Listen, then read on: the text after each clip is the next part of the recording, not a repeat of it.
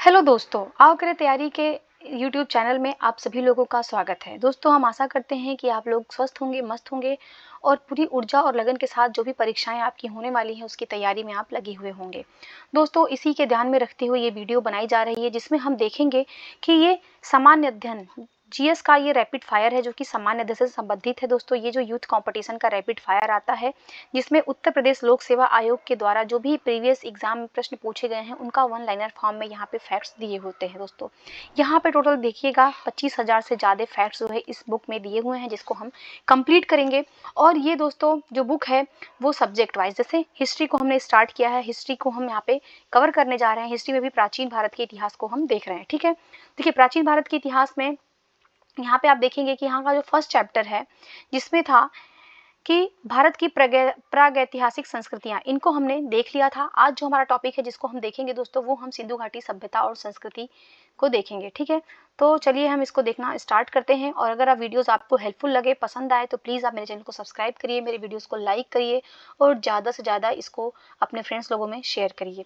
तो चलिए हम लोग फटाफट जो है वो फैक्ट्स को देख लेते हैं। ठीक है, देखिए यहाँ पे पहला फैक्ट्स है कि यहाँ पे सुमेलित करना है। यहाँ पे कुछ हड़प्पा के पुरास्थल दिए हुए हैं और उन पुरास्थलों में जो भी फसलों का उत्पादन है जिनका साक्ष्य मिला है वो दिया हुआ है। तो चहुंदड़ो, दोस्तों ये जो चहुंदड़ो स्थल है ये कहाँ पे है? ये पाकिस्तान में है। और यहाँ से क्या मिला है? तो ध्यान देने वाला बात है कि यहाँ पे सरसों मिला है। ठीक है, हड़प्पा जो है ये भी पाकिस्तान का स्थल है। इसकी खोज किसने किया था? दयाराम साहनी ने किया था 1921 में। और यहाँ से दोस्तों तिल मिला है। ठीक है, कुंताशी जो स्थल है दोस्तों यहाँ से कोदो मिला है और हुलास से दोस्तों धान मिला है। ठीक है, तो ध्यान रखिएगा बहुत ही इंपॉर्टेंट है। हुलास, हुलास दोस्तों ये जो स्थल है ये उत्तर प्रदेश राज्य में अवस्थित है। ठीक है, यहाँ से हमें धान की प्राप्ति होती है, चहुंदड़ों से हमें सरसों की प्राप्ति होती है, हड़प्पा से हमको तिल मिला हुआ है, कुंतासी से हमको कोदो मिला हुआ है। चलिए नेक्स्ट इसमें पॉइंट देखते हैं क्या है। नेक्स्ट है हड़प्पा सभ्यता से जल संरक्षण का साक्ष्य कहाँ से मिला है? हड़प्पा सभ्यता में जो जल संरक्षण का साक्ष्य मिला है वो धौलावीरा से मिला है। कहाँ से मिला है? धौलावीरा से। ये गुजरात राज्य में है धौलावीरा, वहां से जल संरक्षण का साक्ष्य प्राप्त होता है। नेक्स्ट है हड़प्पाई पुरास्थल बनावली। ये जो बनावली है ये कहाँ पे स्थित है? तो ध्यान रखिएगा ये बनावली जो है ये हरियाणा राज्य में अवस्थित है। कहाँ पे? हरियाणा राज्य में अवस्थित है, घग्घर नदी के तट पे। ठीक है, घग्घर नदी की सहायक नदी है रंगोई नदी। तो अगर आपके एग्जाम में घग्घर नहीं है रंगोई है तो आप रंगोई को टिक करेंगे। ठीक है, देखिए ये यूपी जीआईसी 2013 में पूछा हुआ क्वेश्चन है कि जो बनावली है ये रंगोई नदी पे अवस्थित है। नेक्स्ट है हड़प्पा सभ्यता का स्थल मांडी स्थल जो है ये भारत के किस राज्य में पड़ता है? तो मांडी जो है ये उत्तर प्रदेश में पड़ता है। अभी हमने यहाँ पे हुलास देखा और यहाँ पे मांडी, ये दोनों उत्तर प्रदेश में है। नेक्स्ट है सिंधु घाटी की सभ्यता के पुरास्थल में नाव के चित्र, नाव का जो चित्र है ये कहाँ से प्राप्त होता है? तो ध्यान रखिएगा जो नाव का चित्र मिला है ये मोहनजोदड़ो और लोथल से प्राप्त हुआ है। मोहनजोदड़ो और लोथल से जो है वो नाव का चित्र प्राप्त हुआ है। मोहनजोदड़ो जो है वो पाकिस्तान के जो है बलूचिस्तान प्रांत में अवस्थित है और लोथल कहाँ पे है? तो ये गुजरात राज्य में अवस्थित है। नेक्स्ट देखते हैं पॉइंट क्या है दोस्तों। नेक्स्ट पॉइंट है मोहनजोदड़ो से प्राप्त पशुपति शिव की जो मुहर मिली है दोस्तों ये कहाँ से प्राप्त हुई है? तो ध्यान रखिएगा ये मोहनजोदड़ो से प्राप्त हुआ है। और इस पे किस पशु का अंकन नहीं है? तो ध्यान रखिएगा इस पे जो है सांड का अंकन नहीं है। ठीक है, तो आपको ये सोचना चाहिए या फिर दिमाग में ये आ रहा होगा कि जो पशुपति शिव है इस पे किन दे पशुओं का अंकन है? तो फटाफट देख लेते हैं दोस्तों। देखिए इसमें क्या है, इसमें हमें बाघ का अंकन देखने को मिलता है, हाथी का अंकन देखने को मिलता है, गैंडे का अंकन देखने को मिलता है, हिरण का अंकन देखने को मिलता है। ठीक है, ये सभी जानवरों का अंकन हमको जो है वो देखने को मिलता है कहाँ पे? और इसके अलावा दोस्तों बैल का, ठीक है, बैल का, इन जानवरों का अंकन जो है हमें पशुपति शिव की जो मुहर है उस पर देखने को मिलता है जो कि मोहनजोदड़ो से प्राप्त हुआ है। नेक्स्ट है हड़प्पा संस्कृति के पूर्वी सीमांत का निर्धारण कौन करता है? देखिए पूर्वी सीमांत का निर्धारण आलमगीरपुर है। ये कहाँ पे है? तो ये उत्तर प्रदेश में मेरठ जिले में है। कहाँ पे? मेरठ जिले में है। कौन सी नदी के तट पे है? तो ध्यान रखिएगा ये हिंडन नदी के तट पे है। ठीक है, हिंडन नदी के तट पे है। नेक्स्ट देखते हैं हम लोग मृड पट्टिका पर उत्कीर्ण सींग युक्त देवता की कृति प्राप्त हुई है। तो जो मृड पट्टिका है उस पे सींग युक्त जो देवता है वो कहाँ पे उत्कीर्ण हुए हैं? तो ये लोथल से प्राप्त हुआ है। कहाँ से? लोथल से, जो कि गुजरात राज्य में अवस्थित है। नेक्स्ट देखते हैं हम लोग हाथी दांत का पैमाना। किसका पैमाना? हाथी दांत का पैमाना ये हड़प्पी संदर्भ में मिला है। कहाँ से मिला है? तो ये लोथल से मिला है। ठीक है, हड़प्पी दांत का जो पैमाना है ये लोथल से मिला है। नेक्स्ट है कि हड़प्पा का उत्खनन करने वाला जो प्रथम पुरातत्वविद था जो इसके महत्व को समझ पाया था वो कौन था? Sir John Marshall. ठीक है, ध्यान रखिएगा कि क्या है कि जो कनिंघम थे, ठीक है, अलेक्जेंडर कनिंघम, वो हड़प्पा के महत्व को नहीं समझ पाते। उनको सबसे पहले तो हड़प्पा से संबंधित एक मुहर मिलता है, लेकिन ये उसके महत्व को नहीं समझ पाते हैं। बाद में जब एएसआई के महानिदेशक बन के आते हैं सर जॉन मार्शल, तो ये उसके महत्व को समझते हैं और इन्हीं ने जो है वो दयाराम साहनी और आर डी बनर्जी के सहयोग से जो है हड़प्पा और मोहनजोदड़ो के उत्खनन जो स्थल है उनका उत्खनन उन्होंने स्टार्ट करवाया था। चलिए नेक्स्ट देखते हैं हम लोग, सिंधु सभ्यता शब्द का प्रयोग सर्वप्रथम किसने किया था। ध्यान रखिए जो सिंधु सभ्यता शब्द है इसका प्रयोग भी सर जॉन मार्शल ने ही सर्वप्रथम किया था। नेक्स्ट है सिंधु घाटी की सभ्यता पर प्रकाश डालता है। तो सिंधु घाटी की सभ्यता पे जो हमें उसके बारे में जानकारी मिलती है वो कैसे मिलती है, तो इनके पुरातत्व संबंधी जो खुदाई हुआ उससे हमें इनके बारे में जानकारी प्राप्त होती है। नेक्स्ट है सिंधु सभ्यता से संबंधित केंद्र जो उत्तर प्रदेश में व्यवस्थित है। तो उत्तर प्रदेश में कौन कौन से सिंधु सभ्यता संबंधित स्थल हैं, तो आलमगीरपुर जो कि मेरठ जिले में है हिंडन नदी के तट पे, इसके अलावा हुलास जो कि सहारनपुर जिले में है, ठीक है। इसके अलावा एक और था, हमने देखा था मंडी, कौन सा स्थल है दोस्तों, मंडी, ये सभी कहाँ पे है, तो उत्तर प्रदेश राज्य में अवस्थित है। नेक्स्ट है हड़प्पा सभ्यता स्थल लोथल अवस्थित है। लोथल कहाँ पे अवस्थित है दोस्तों, तो लोथल जो है वो गुजरात राज्य में अवस्थित है। और लोथल इनका क्या था, तो लोथल दोस्तों इनका गोदीवाड़ा था, ठीक है, गोदीवाड़ा था, डॉकयार्ड था दोस्तों। और यहाँ से हमें व्यापार का साक्ष्य मिला है, सिंधु घाटी सभ्यता में व्यापार का साक्ष्य मिला है कि ये लोग जो है वो पश्चिम एशिया के साथ व्यापार करते थे। नेक्स्ट है दोस्तों कि हड़प्पन संस्कृति के संदर्भ में शैलकृत स्थापत्य के प्रमाण मिले हैं। शैलकृत जो स्थापत्य इसका प्रमाण कहाँ से मिला है, तो धौलावीरा से मिला है दोस्तों। यहाँ पे जो है वो 10 अक्षरों वाला एक साइन बोर्ड प्राप्त होता है हमें, ठीक है। तो ये कहाँ से मिला, ये धौलावीरा से जो कि गुजरात राज्य में अवस्थित है। और यहीं से हमने देखा हमको बहुत अच्छा जो मिलता है कि हड़प्पा सभ्यता में जो जल प्रबंधन का साक्ष्य मिलता है वो भी धौलावीरा से ही मिलता है। नेक्स्ट पॉइंट है इसमें कि एक जुते हुए खेत की खोज किया गया था। देखिए जो जुते हुए खेत है इसका साक्ष्य कहाँ से मिलता है, तो ये कालीबंगा से मिलता है। और ये कहाँ पे है दोस्तों, तो ध्यान रखिएगा ये जो है ये राजस्थान राज्य में अवस्थित है कालीबंगा, जिसकी खोज अमलानंद घोष ने किया था, ठीक है। नेक्स्ट है भारत का सबसे बड़ा हड़प्पन पुरास्थल कौन सा है, तो भारत का सबसे बड़ा कौन सा है दोस्तों, तो ये राखीगढ़ी है, ये हरियाणा राज्य में अवस्थित है। कहाँ पे, ये हरियाणा राज्य में है। नेक्स्ट देखते हैं हम लोग अधिसंख्य हड़प्पा स्थल कहाँ पे है, तो जो अधिसंख्य हड़प्पा स्थल है दोस्तों वो सिंधु घाटी में मिलते हैं, इसीलिए इस सभ्यता को सिंधु घाटी सभ्यता के नाम से भी जाना जाता है। नेक्स्ट पॉइंट हम लोग देखते हैं, मूर्ति पूजा का आरंभ माना जाता है। देखिए जो मूर्ति पूजा का आरंभ माना जाता है वो जो प्री आर्यन थे, जो पूर्व आर्य थे, उनके समय से माना जाता है कि मूर्ति पूजा आरंभ हो गया था, ठीक है। नेक्स्ट हम लोग देखते हैं हड़प्पा संस्कृति की जानकारी का प्रमुख स्रोत क्या है, तो हड़प्पा संस्कृति की जानकारी का पुरातात्विक खुदाई से हमें उनके बारे में जानकारी मिलती है, क्योंकि यहाँ पे लिपि भी तो है लेकिन हम इनकी लिपि को अभी तक पढ़ नहीं पाए हैं, ठीक है। नेक्स्ट हम लोग देखते हैं अवेस्ता और ऋग्वेद में समानता है। अवेस्ता किस क्षेत्र से संबंधित ग्रंथ है, तो जो अवेस्ता दोस्तों है ये ईरान से संबंधित ग्रंथ है, ठीक है, जिससे जो है हमें आर्यों के बारे में जानकारी मिलती है। अवेस्ता में और ऋग्वेद में ऐसे बहुत से शब्द हैं जो एक सिमिलर हैं, जो सजातीय शब्द हैं, ठीक है। नेक्स्ट देखते हैं भारत में कपास की खेती सबसे पहला साक्ष्य कहाँ से मिलता है, तो ये मेहरगढ़ से मिलता है कपास की खेती का साक्ष्य। और मेहरगढ़ में दोस्तों सबसे पहले खाद्यान्न उत्पादन का भी साक्ष्य मिलता है, ठीक है, खाद्यान्न उत्पादन और पशुपालन इन सभी चीजों का साक्ष्य भी जो है मेहरगढ़ से मिलता है। नेक्स्ट देखते हैं हड़प्पा का वह स्थल जहां पर मिट्टी के हल की आकृति मिली है। मिट्टी के हल कहाँ से मिला है, तो ये बनावली हरियाणा से मिला है जो कि रंगोई नदी पे अवस्थित है। नेक्स्ट देखते हैं वह स्थल जहाँ से 100 पेटिका ताबूत प्रमाण मिला है, ठीक है, 100 पेटिका ताबूत कहाँ से मिला है, तो ये हड़प्पा से मिला है, ठीक है। यहाँ से जो है सबसे बड़ा कब्रिस्तान मिला है जिसका नाम है R37, ठीक है। नेक्स्ट देखते हैं सिंधु घाटी सभ्यता का पोर्ट टाउन जिसको बंदरगाह कहा जाता है, ये कहाँ पे था, तो ये लोथल गुजरात में था। कहाँ पे था, लोथल गुजरात में था। ये गोंदीवाड़ा था जिससे व्यापार का साक्ष्य प्राप्त होता है। इसके अलावा लोथल से ही दोस्तों ध्यान रखिएगा घोड़े की बहुत सारी मृण मूर्तियां भी प्राप्त हुई हैं। नेक्स्ट है कि भारत में स्वतंत्रता के बाद सर्वाधिक संख्या में हड़प्पा स्थलों की खोज कहाँ पे हुआ, तो गुजरात में हुआ। भारत में सबसे अधिक जो हड़प्पी स्थल है कहाँ पे है, गुजरात राज्य में अवस्थित है। नेक्स्ट हम लोग देखते हैं इसमें पॉइंट। अब नेक्स्ट जो टॉपिक है दोस्तों वो हम देखेंगे ऋग्वैदिक एवं उत्तर वैदिक काल। यहाँ पे देखिए हड़प्पा सभ्यता से संबंधित जितने भी क्वेश्चंस थे, जितने भी फैक्ट्स थे, उसको हमने फटाफट देख लिया। अब हम जो देखने वाले हैं वो ऋग्वैदिक एवं उत्तर वैदिक काल से संबंधित जितने भी इंपॉर्टेंट पॉइंट हैं उनको देखते हैं। तो पहला है इसमें कि ऋग्वेद में उल्लेखित जो 10 राग युद्ध है दोस्तों ये कहाँ पे लड़ा गया था, तो ये कौन सी नदी के तट पे लड़ा गया था, तो ये परुष्णी रवि नदी के तट पे लड़ा गया है जिसको रावी नदी के नाम से भी जाना जाता है। वर्तमान में इसको रावी नदी के नाम से जाना जाता है। और दोस्तों जो ये 10 राग युद्ध है इसका वर्णन कहाँ पे मिलता है, तो दोस्तों ये जो है ये ऋग्वेद के, ध्यान रखिएगा, ये ऋग्वेद के 7वें मंडल में इसका उल्लेख मिलता है, जिसमें जो है आर्य जो है वो कई खेप में भारत में आए थे और उनका यहाँ के जो 10 राजाओं का एक संघ था जिसमें 5 आर्य थे 5 अनार्य थे, उनका एक ग्रुप था, उनसे इनकी लड़ाई होती है। और इस लड़ाई में दोस्तों जो सुदास कबीला था, भरत कबीला था, उसका राजा सुदास था, इसकी विजय होती है। ये सभी का ये जो युद्ध हुआ था कहाँ पे हुआ था? पुरुष नदी के तट पे हुआ था। चलिए नेक्स्ट हम लोग देखते हैं पुराणों के पांचों लक्षणों का उल्लेख कहाँ पे मिलता है। तो जो पुराणों के 5 लक्षण हैं, ठीक है, कौन कौन से लक्षण हैं? तो जैसे मन हो गया, मनवंतर हो गया, ठीक है, मनवंतर हो गया, वंशानुचरित हो गया, ये सभी जो है ये पुराणों के लक्षण है और इसका उल्लेख दोस्तों मत्स्य पुराण में मिलता है। मत्स्य पुराण जो है सबसे प्राचीन पुराण है और मत्स्य पुराण में ही दोस्तों ध्यान रखिएगा, मत्स्य पुराण में ही जो है वो यहाँ पे सातवाहन, ध्यान रखिएगा किसका? सातवाहन और शुंग राजवंश की जानकारी भी प्राप्त होती है, ठीक है। तो नेक्स्ट देखते हैं 1028 संस्करण किसमें है? तो ऋग्वेद में है। ऋग्वेद में कितने हैं? 10 मंडल देखने को मिलते हैं और 1028 सूक्त जो है वो देखने को मिलते हैं।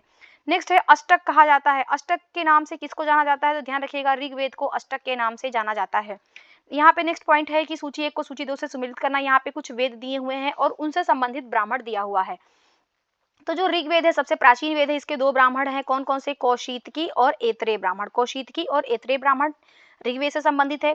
यजुर्वेद से संबंधित ब्राह्मण है दोस्तों शतपथ, तैत्रीय ब्राह्मण। शतपथ ब्राह्मण और तैत्रीय ब्राह्मण ये संबंधित है यजुर्वेद से। सामवेद से संबंधित जो ब्राह्मण है उसका नाम है पंचवीश, खडवीश, अद्भुत तथा जैमिनी, ठीक है, ये संबंधित है किससे? सामवेद से। अथर्ववेद का एकमात्र ब्राह्मण जिसका नाम है गोपत ब्राह्मण, ठीक है।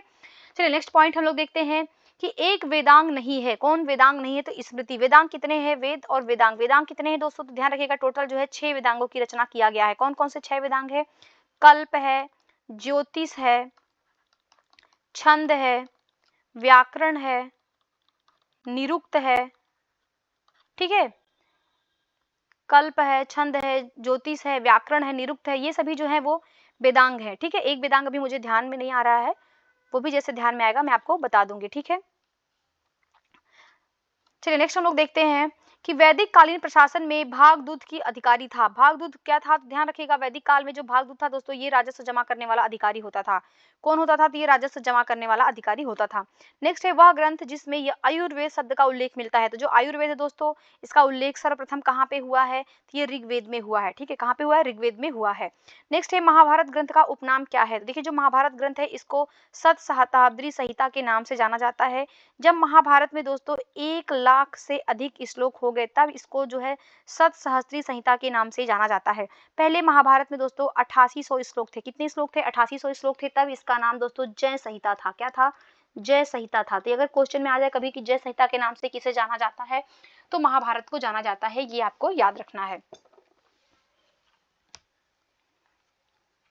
नेक्स्ट है दोस्तों पवित्र गायत्री मंत्र, ये अंतर्विष्ट है। कहाँ पे? देखिए जो गायत्री मंत्र है इसका उल्लेख हमें ऋग्वेद में देखने को मिलता है। ऋग्वेद के 3रे मंडल में, ठीक है दोस्तों, ध्यान रखिएगा ऋग्वेद के 3रे मंडल में हमें ऋग्वेद का उल्लेख मिलता है और इसकी रचना किसने किया है? तो विश्वामित्र ने इसकी रचना किया है दोस्तों। किसने किया है? विश्वामित्र ने इसकी रचना किया है। नेक्स्ट है गायत्री मंत्र के नाम से मंत्र जो सर्वप्रथम कहाँ पे मिलता है? तो ऋग्वेद में मिलता है। ऋग्वेद की मूल लिपि क्या है दोस्तों? ध्यान रखिएगा ये ब्राह्मी लिपि है। क्या है? ब्राह्मी लिपि है। और भाषा क्या है? तो संस्कृत, ठीक है। भाषा क्या है दोस्तों? तो संस्कृत इनकी भाषा है लेकिन इनकी लिपि ब्राह्मी है। नेक्स्ट है ऋग्वेद पर आधारित संकलन है। ऋग्वेद पर आधारित संकलन किसका है? तो सामवेद का है, क्योंकि दोस्तों सामवेद के जो बहुत सारे सूक्त हैं वो ऋग्वेद से एज इट इज ले लिए गए हैं। सिर्फ यहाँ पे 76 ही नए जो है वो सूक्त जोड़े गए हैं, इसलिए जो ऋग्वेद पर आधारित वेद माना जाता है वो सामवेद माना जाता है। नेक्स्ट है ऋग्वैदिक धर्म कैसा था दोस्तों? तो ऋग्वैदिक धर्म जो था वो बहुदेववादी धर्म था, क्योंकि यहाँ पे बहुत सारे हमें देवताओं का उपासना करते हुए दिखाया गया है इनको। जैसे ये सूर्य की उपासना करते थे, पृथ्वी के देवताओं की उपासना करते थे, इसके अलावा अंतरिक्ष के, वायु के, इन सभी देवताओं की उपासना करते थे और ये प्रकृति पूजक थे, ठीक है। नेक्स्ट है ऋग्वेद काल में जनता विश्वास करती थी। दोस्तों जनता किस में विश्वास करती थी ऋग्वेद काल में? तो बलि एवं कर्मकांड में, ठीक है। बलि एवं कर्मकांड ये सभी पूरे किए जाते थे, किससे? यज्ञ के माध्यम से पूरे किए जाते थे। नेक्स्ट है गोत्र शब्द का सर्वप्रथम उल्लेख कहाँ पे हुआ है? तो गोत्र शब्द का सर्वप्रथम उल्लेख दोस्तों ऋग्वेद में देखने को मिलता है। और ऋग्वेद में जो इसका अर्थ होता था वो होता था ऐसा स्थान जहाँ पे समूचे कुल का, कहाँ पे? समूचे कुल का दोस्तों गोधन पाला जाए। ऐसा स्थान जहाँ पे समूचे कुल का गोधन पाला जाए उसी को गोत्र कहा जाता था। लेकिन जैसे ही हम उत्तर वैदिक काल में देखेंगे वहां पे इसका अर्थ जो है वो बदल जाता है। नेक्स्ट देखते हैं हम लोग ऋग्वेद में सर्वाधिक संख्या में मंत्र किसके लिए हैं? तो इंद्र के लिए है। इंद्र के लिए दोस्तों 250 सूक्तों की रचना किया गया है। कितने सूक्तों की? 250 सूक्तों की रचना जो है वो इंद्र के लिए किया गया है। सबसे प्राचीन वेद कौन है? तो ऋग्वेद है। नेक्स्ट है वह वैदिक ग्रंथ जिसमें वर्ण शब्द का सर्वप्रथम उल्लेख हुआ है। तो देखिए ऋग्वेद में हमको सर्वप्रथम जो है वर्ण शब्द का उल्लेख देखने को मिलता है ऋग्वेद के 10वें मंडल में दोस्तों। कहाँ पे? ऋग्वेद के 10वें मंडल में जो है हमें वर्ण शब्द का उल्लेख मिलता है। यहाँ पे 4 वर्णों की बात किया गया है, ब्राह्मण, क्षत्रिय, वैश्य और शूद्र। नेक्स्ट हम लोग देखते हैं ऋग्वेद में उल्लिखित जो यव शब्द है ये कृषि उत्पाद किसके लिए प्रयुक्त होता था दोस्तों, ये यव जो था वो जौ के लिए प्रयोग किया जाता था, ठीक है, जौ को यव कहा जाता था। और ब्रीही, ब्रीही जो है दोस्तों ध्यान रखिएगा, ब्रीही जो है वो चावल को कहा जाता था। चलिए नेक्स्ट हम लोग देखते हैं ऋग्वेद में उल्लिखित जो 10 राजाओं का युद्ध है लड़ा गया, अभी हमने पीछे देखा, परुशड़ी यानी रावी नदी के किनारे लड़ा गया था। नेक्स्ट है ऋग्वैदिक काल के प्रारंभ में महत्वपूर्ण मूल्यवान संपत्ति किसको समझा जाता था, तो गाय को समझा जाता था। गाय को अघन्या शब्द का प्रयोग किया गया है, यानी जिसको मारा ना जा सके, ठीक है, अघन्या, और जितनी लड़ाइयां हुई है वो गाय को लेके ही हुई हैं। नेक्स्ट है वैदिक काल में, देखिए अघन्या मतलब किसको माना गया है, तो ये गाय को माना गया। अगर कोई गाय को मार देता था तो दोस्तों उसको देश निकाला या फिर मृत्यु दंड दिया जाता था, ये ऋग्वेद में ऐसा भी हमें उल्लेख मिलता है। नेक्स्ट है वैदिक साहित्य जिसमें मोक्ष की चर्चा मिलती है। मोक्ष की चर्चा सर्वप्रथम उपनिषदों में मिलती है दोस्तों, कहाँ पे मिलती है, उपनिषदों में मिलती है।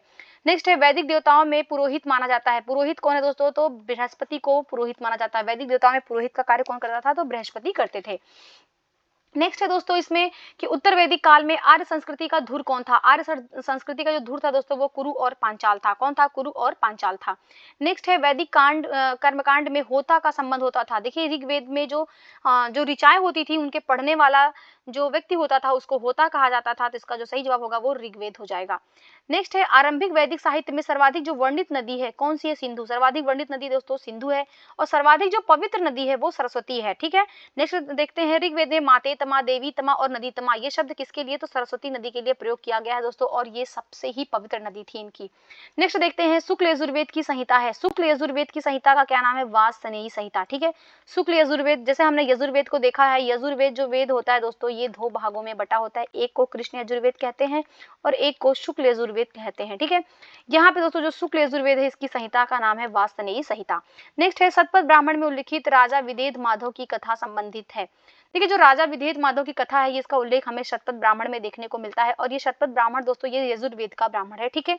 इसमें जो ऋषि हैं वो, इनके ऋषि का नाम है ऋषि गौतम राहुगढ़, ठीक है, ऋषि गौतम राहुगढ़, जिसमें ये इस कथा से ये पता चलता है कि जो आर्य थे दोस्तों उनका जो प्रसार हुआ वो पूर्व की तरफ हुआ, ठीक है। अभी तक आर्य क्या पे थे, पंजाब में थे, बाद में जो इनका प्रसार हुआ दोस्तों वो जो है वो पूर्व की तरफ होता है, ठीक है। तो ये जो राजा विदेह माधव की कथा है उससे ये पता चलता है। नेक्स्ट देखते हैं हम लोग कि जिस ग्रंथ में पुरुष मेध का उल्लेख हुआ है, तो शतपथ ब्राह्मण में दोस्तों पुरुष मेध शब्द का उल्लेख मिलता है, और ये एक महत्वपूर्ण यज्ञ था, ठीक है, क्या था, महत्वपूर्ण यज्ञ था। नेक्स्ट देखते हैं गोपथ ब्राह्मण संबंधित है, तो ये अथर्ववेद से संबंधित है।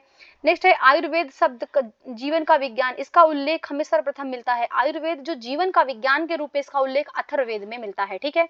नेक्स्ट है वह उपनिषद जिसमें पहली बार निराशावाद के तत्व दिखाई देते हैं, तो निराशावाद के तत्व दोस्तों मैत्रायणी संहिता में दिखाई देते हैं, कहाँ पे, मैत्रायणी में। नेक्स्ट पॉइंट देखते हैं हम लोग भारतीय प्रतीक पर जो उत्कीर्ण है सत्यमेव जयते, ये कहाँ से लिया गया दोस्तों, तो ये मुंडको उपनिषद से लिया गया, जिसका अर्थ होता है सत्य की ही विजय होती है, ठीक है। नेक्स्ट है जिंद अवेस्ता एवं ऋग्वेद में समानता है। जिंद अवेस्ता कहाँ का है, ये रिपीटेड हो गया, ये ईरान का ग्रंथ है। नेक्स्ट इसमें पॉइंट कि प्राचीन भारत में निशाका, निशाका क्या था दोस्तों, तो ये स्वर्ण आभूषण जिसको निशाका कहा जाता था।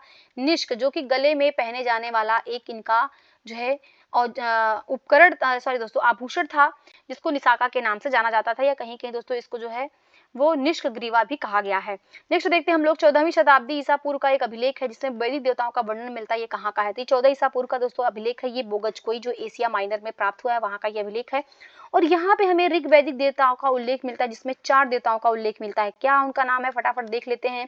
तो इसमें दोस्तों इंद्र का उल्लेख मिलता है, इंद्र का मिलता है, मित्र का मिलता है, इंद्र, मित्र, वरुण और नासत्य, ठीक है, वरुण और नासत्य, इन 4 देवताओं का हमें उल्लेख जो है वो एशिया माइनर का जो बोगज कोई अभिलेख है वहां से प्राप्त होता है। नेक्स्ट है मनुस्मृति मुख्यतः संबंधित है। मनुस्मृति दोस्तों समाज व्यवस्था से संबंधित पुस्तक है, ठीक है। नेक्स्ट है वह उपनिषद जिसमें आध्यात्मिक ज्ञान के विषय में नचिकेता और यम का संवाद, तो नचिकेता और यम का जो संवाद प्राप्त होता है दोस्तों वो कठोपनिषद से प्राप्त होता है, कहाँ से, कठोपनिषद से। नेक्स्ट है ऋग्वेद में उल्लेख अफगानिस्तान के साथ आर्यों के संबंध में सूचक है, तो ऋग्वेद में ये उल्लेख है कि जो अफगानी आर्य हैं वो उनका संबंध अफगानिस्तान से रहा होगा, क्योंकि ऋग्वेद में बहुत सारी अफगानिस्तान की नदियों का हमें उल्लेख मिलता है, जैसे कुबा, कुरमू नदियां जो हैं। नेक्स्ट देखते हैं सर्वाधिक ऋग्वैदिक सूक्त किसको समर्पित है, इंद्र को, हमने देखा इसको 250 सूत्र इंद्र के लिए समर्पित है। और दूसरा जो सर्वाधिक सूक्त समर्पित है दोस्तों वो अग्नि को है, किसको, अग्नि को, इनको दोस्तों 200 सूक्त इनके लिए रचित है, ठीक है। नेक्स्ट देखते हैं सर्वाधिक ऋग्वैदिक सूक्त इनको समर्पित है। नेक्स्ट है आर्य शब्द का शाब्दिक अर्थ क्या होता है, श्रेष्ठ, आर्य का शाब्दिक अर्थ श्रेष्ठ होता है। अधर्व्यू का क्या अर्थ होता है दोस्तों, अधर्व्यू, अधर्व्यू यज्ञ करने वाला पुरोहित होता है, और ये जो है यजुर्वेद में। कब दोस्तों, ध्यान रखिएगा, ये यजुर्वेद में जो संहिताएं, जो यज्ञ करने वाला जो पुरोहित होता था उसको अधर्व्यू कहा जाता था।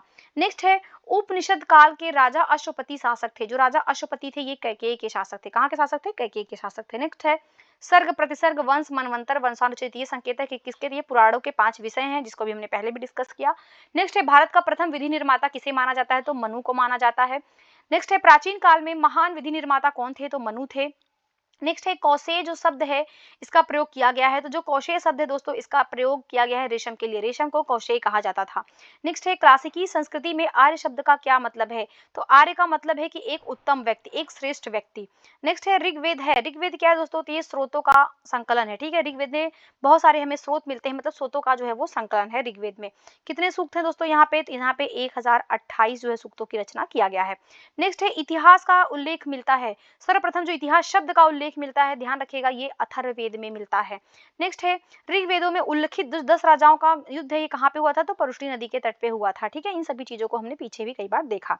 अब हमारी यहाँ पे नेक्स्ट टॉपिक चालू होती है, वो हमारा जो वैदिक काल था, ऋग्वैदिक और उत्तर वैदिक, उसको समाप्त हुआ। नेक्स्ट इसमें टॉपिक हम लोग देखते हैं 6ठी शताब्दी ईसा पूर्व की राजनीतिक दशा, महाजनपदों का उदय एवं मगध साम्राज्य। देखिए जो सर्वप्रथम 16 महाजनपदों का हमें उल्लेख मिलता है, ये कहाँ पे मिलता है? तो जो बौद्ध ग्रंथ है अगुत्तर निकाय, वहां पे हमें देखने को मिलता है। इसके अलावा जो जैन का ग्रंथ है भगवती सूत्र, भगवती सूत्र में भी हमें देखने को मिलता है। ठीक है, 16 महाजनपदों का उल्लेख, जिसमें सबसे महान जो जनपद, जो महाजनपद था उसका नाम था मगध। ये सबसे शक्तिशाली था। नेक्स्ट है कलिंग नरेश खारवेल संबंधित है। तो कलिंग नरेश जो खारवेल है ये चेदी राजवंश से संबंधित है। ठीक है, किससे? चेदी राजवंश से संबंधित है। और इन्हीं का जो क्या कहते हैं अभिलेख है, कलिंग नरेश खारवेल का ही जो अभिलेख है, हाथी गुम्फा अभिलेख। कौन सा अभिलेख? ध्यान रखिएगा, हाथी गुम्फा अभिलेख दोस्तों। और ये हाथी गुम्फा अभिलेख में जो है हमें ये उल्लेख मिलता है वहां से कि जो है कलिंग जो था जिसको जो है अशोक ने विजय प्राप्त किया था। नेक्स्ट है 6ठी शताब्दी ईसा पूर्व मत्स्य महाजनपद स्थित था। मत्स्य कहाँ पे था दोस्तों? ध्यान रखिएगा, मत्स्य जो था वो राजस्थान में था। नेक्स्ट है प्राचीन नगर के अवशेष कुम्हार स्थल से प्राप्त हुए हैं। तो जो प्राचीन नगर के अवशेष कुम्हार स्थल से प्राप्त हुए हैं, ये कुम्हार स्थल कहाँ पे है?